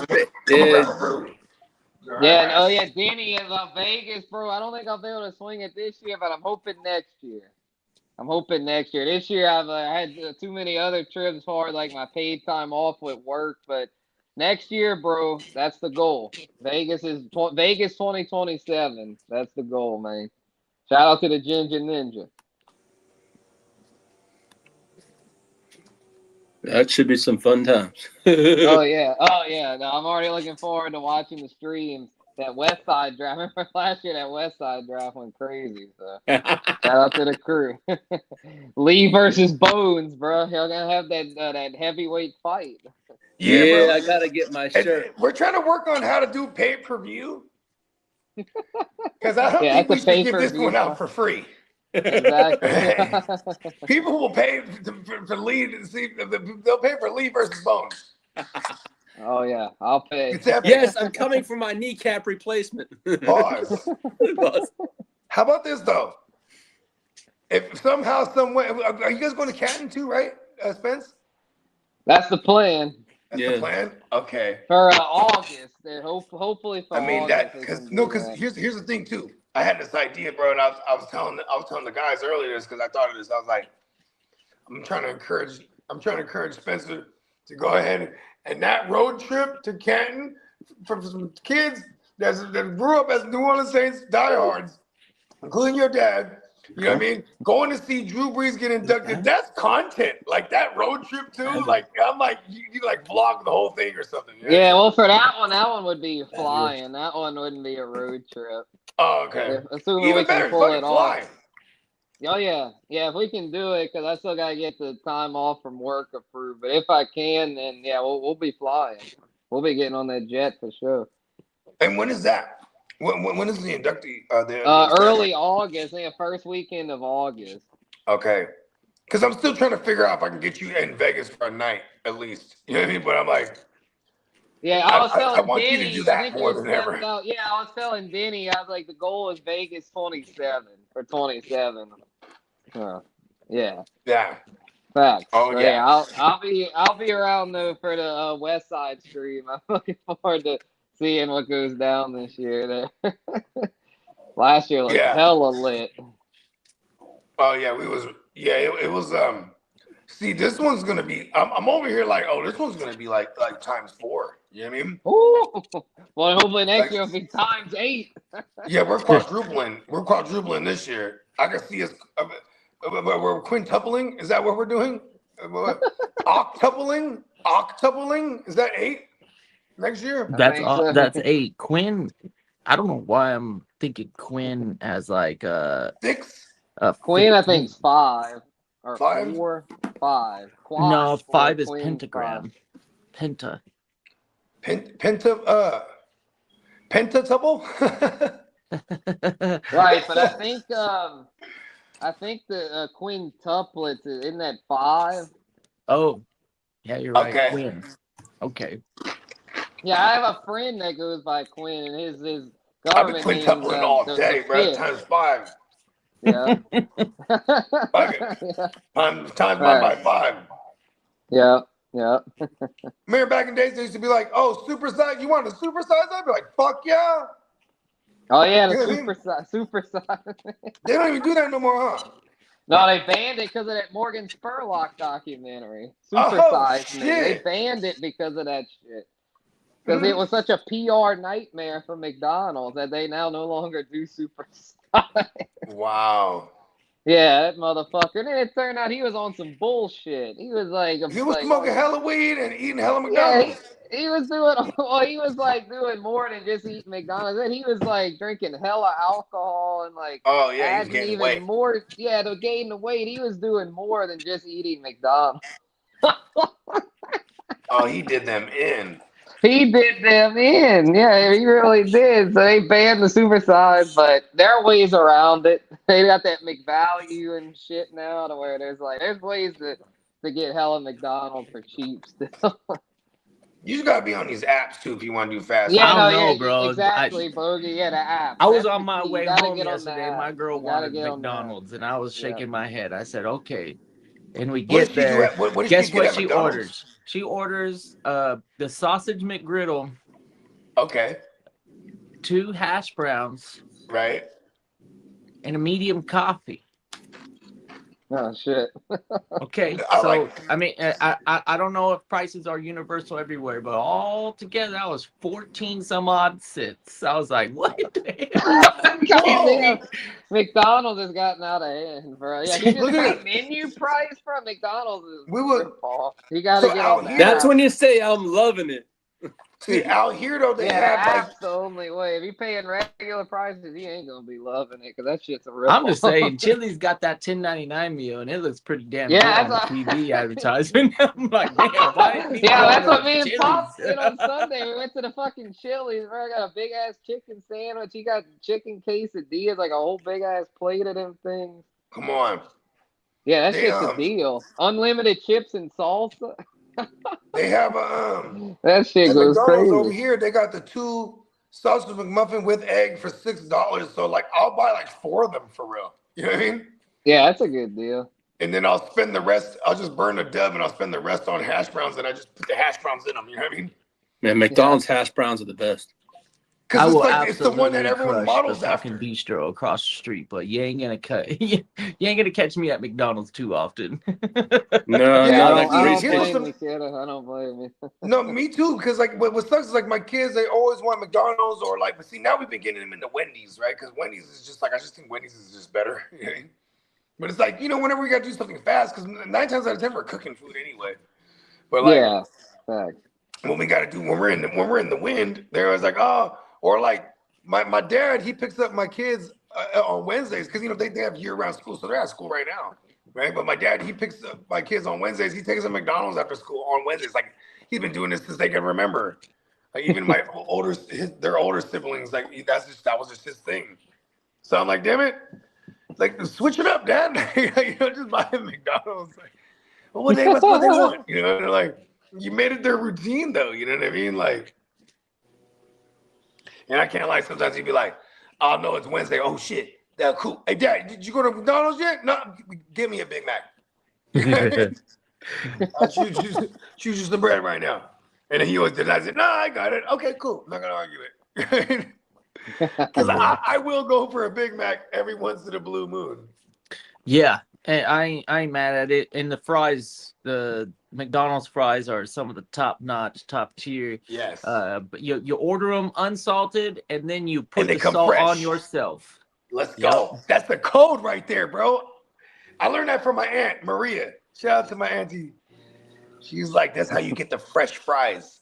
Yes. You tell them unsalted. They make it fresh. They have to make it fresh. Yep. And then when they hand it over, be like, I want a grip of salt right now. Yeah. Give me the salt packets. Give me a handful of salt, please. The little fucking packet, the little 2-pack. They come in one. There's nothing worse than getting some McDonald's fries that's been soggy sitting out for like a fucking good minute. Come on. I gotta go. You can't even reanimate them at that point. Like, what am I gonna do? I put them in the microwave, they get more soggy. You put them in the air fryer, they get too crispy. I'm like, what's going on here? Yeah, Tito's right. Chili's and Applebee's legit the same price as McDonald's. Honestly, there is a case to make for those Carl's two Jr. restaurants, the same man. thing, bro. I love Carl's Jr. And they're not slow. And Raising Cane's, bro. They don't have fast food in the words, but when you sit down at a Chili's and you order, it's not too much waiting time for your food to arrive. Especially like it's not like I can go get a drink at McDonald's unless we're in Vegas. Like if I'm at Applebee's, I have a drink, wait for my food. All of a sudden it's here. Hey, yeah. There you go. Margaritas. What's not to love about their bars too, man? Chili's bars. Hey, Chili's bar used to go down, bro. Some nice seasonals. They rotate some nice fucking drinks. Tino will tell you where we got this mall called the Eastridge Mall. And in that little like lot or whatever, they had a Chili's in there, and like that was like one of the pregame spots, like a local pregame spot. Like, all right, what are we doing tonight? I don't know. Meet me at Chili's. Just go hit a happy hour till we figure it out. You know what I mean? No, seriously. Or if like there's a game on or something, you know what I mean? And then you always run into people because Chili's would have regulars. Like oh, you see the homies there. Oh, what up? You know what I mean? We in this thing. What y'all doing tonight? Yeah, man. Local watering holes. Pause. That sounded crazy. I mean, in the pause era. You know what I mean? Oh yeah. Who's playing today? Next is England and Ghana. Yeah, England. Yeah. Are we going live for that? Yeah, JD. JD had to slide. He said he had to run some errands, but he's setting it up to go live for that. Oh, okay, cool. Fuck yeah. In less than an hour, so we can if y'all are cool, we can shut this one down. Yeah, we can put a bow on this thing. Yes, sir. Yeah. That means I can get some lunch for the stream. For sure. Kid, do you have the admin controls, bro? Oh, I don't. Yeah, he did. Oh, no. I was asking a Catman if he had. Let's see. I could try to find the outro here. Let me see if I can find it. I'll just hit it. But if you wanna kill it, yeah, we got. You just in stream, and then at the top, it'll after you click it, it'll ask you to play the outro, and then whatever loaded one is probably good. Okay, sweet. Sounds good. All right, fellas. Good show. Y'all stay tapped in. We're going. What's the World Cup game later? England and Ghana in less than about 45 minutes. New England and Ghana is going down. Do me a favor. Run Peacock's ad 2 before, and then after the ad, then end stream. But also head on over to PeacockMerch.com and take full advantage of the sale that goes on till the 30th. What's the sale? Do you know the specifics of the sale right now? It's $14.99 tees, and I believe it's 35% off. Oh Okay, shit! That's one of the yes. better. That's one of the better annual deals we get. There we go. Yeah, these are the best sales, Jacques, because our tees go crazy. So there's nothing like getting 35% off. Yeah, On you're these getting tees, more than a third off on the $15, $16. Let's entire go. website, so that's pretty dope. I got the poster last time, so I did dabble into some of the extra stuff, and I'm it's as high quality as the t-shirts. I know. I got the pillow. It's kind of cool. Nice. Well, good shit, y'all. Yeah, y'all go shop over there. We about to run the ad for it and then shut it down. We'll see y'all for the England-Ghana game. Peace.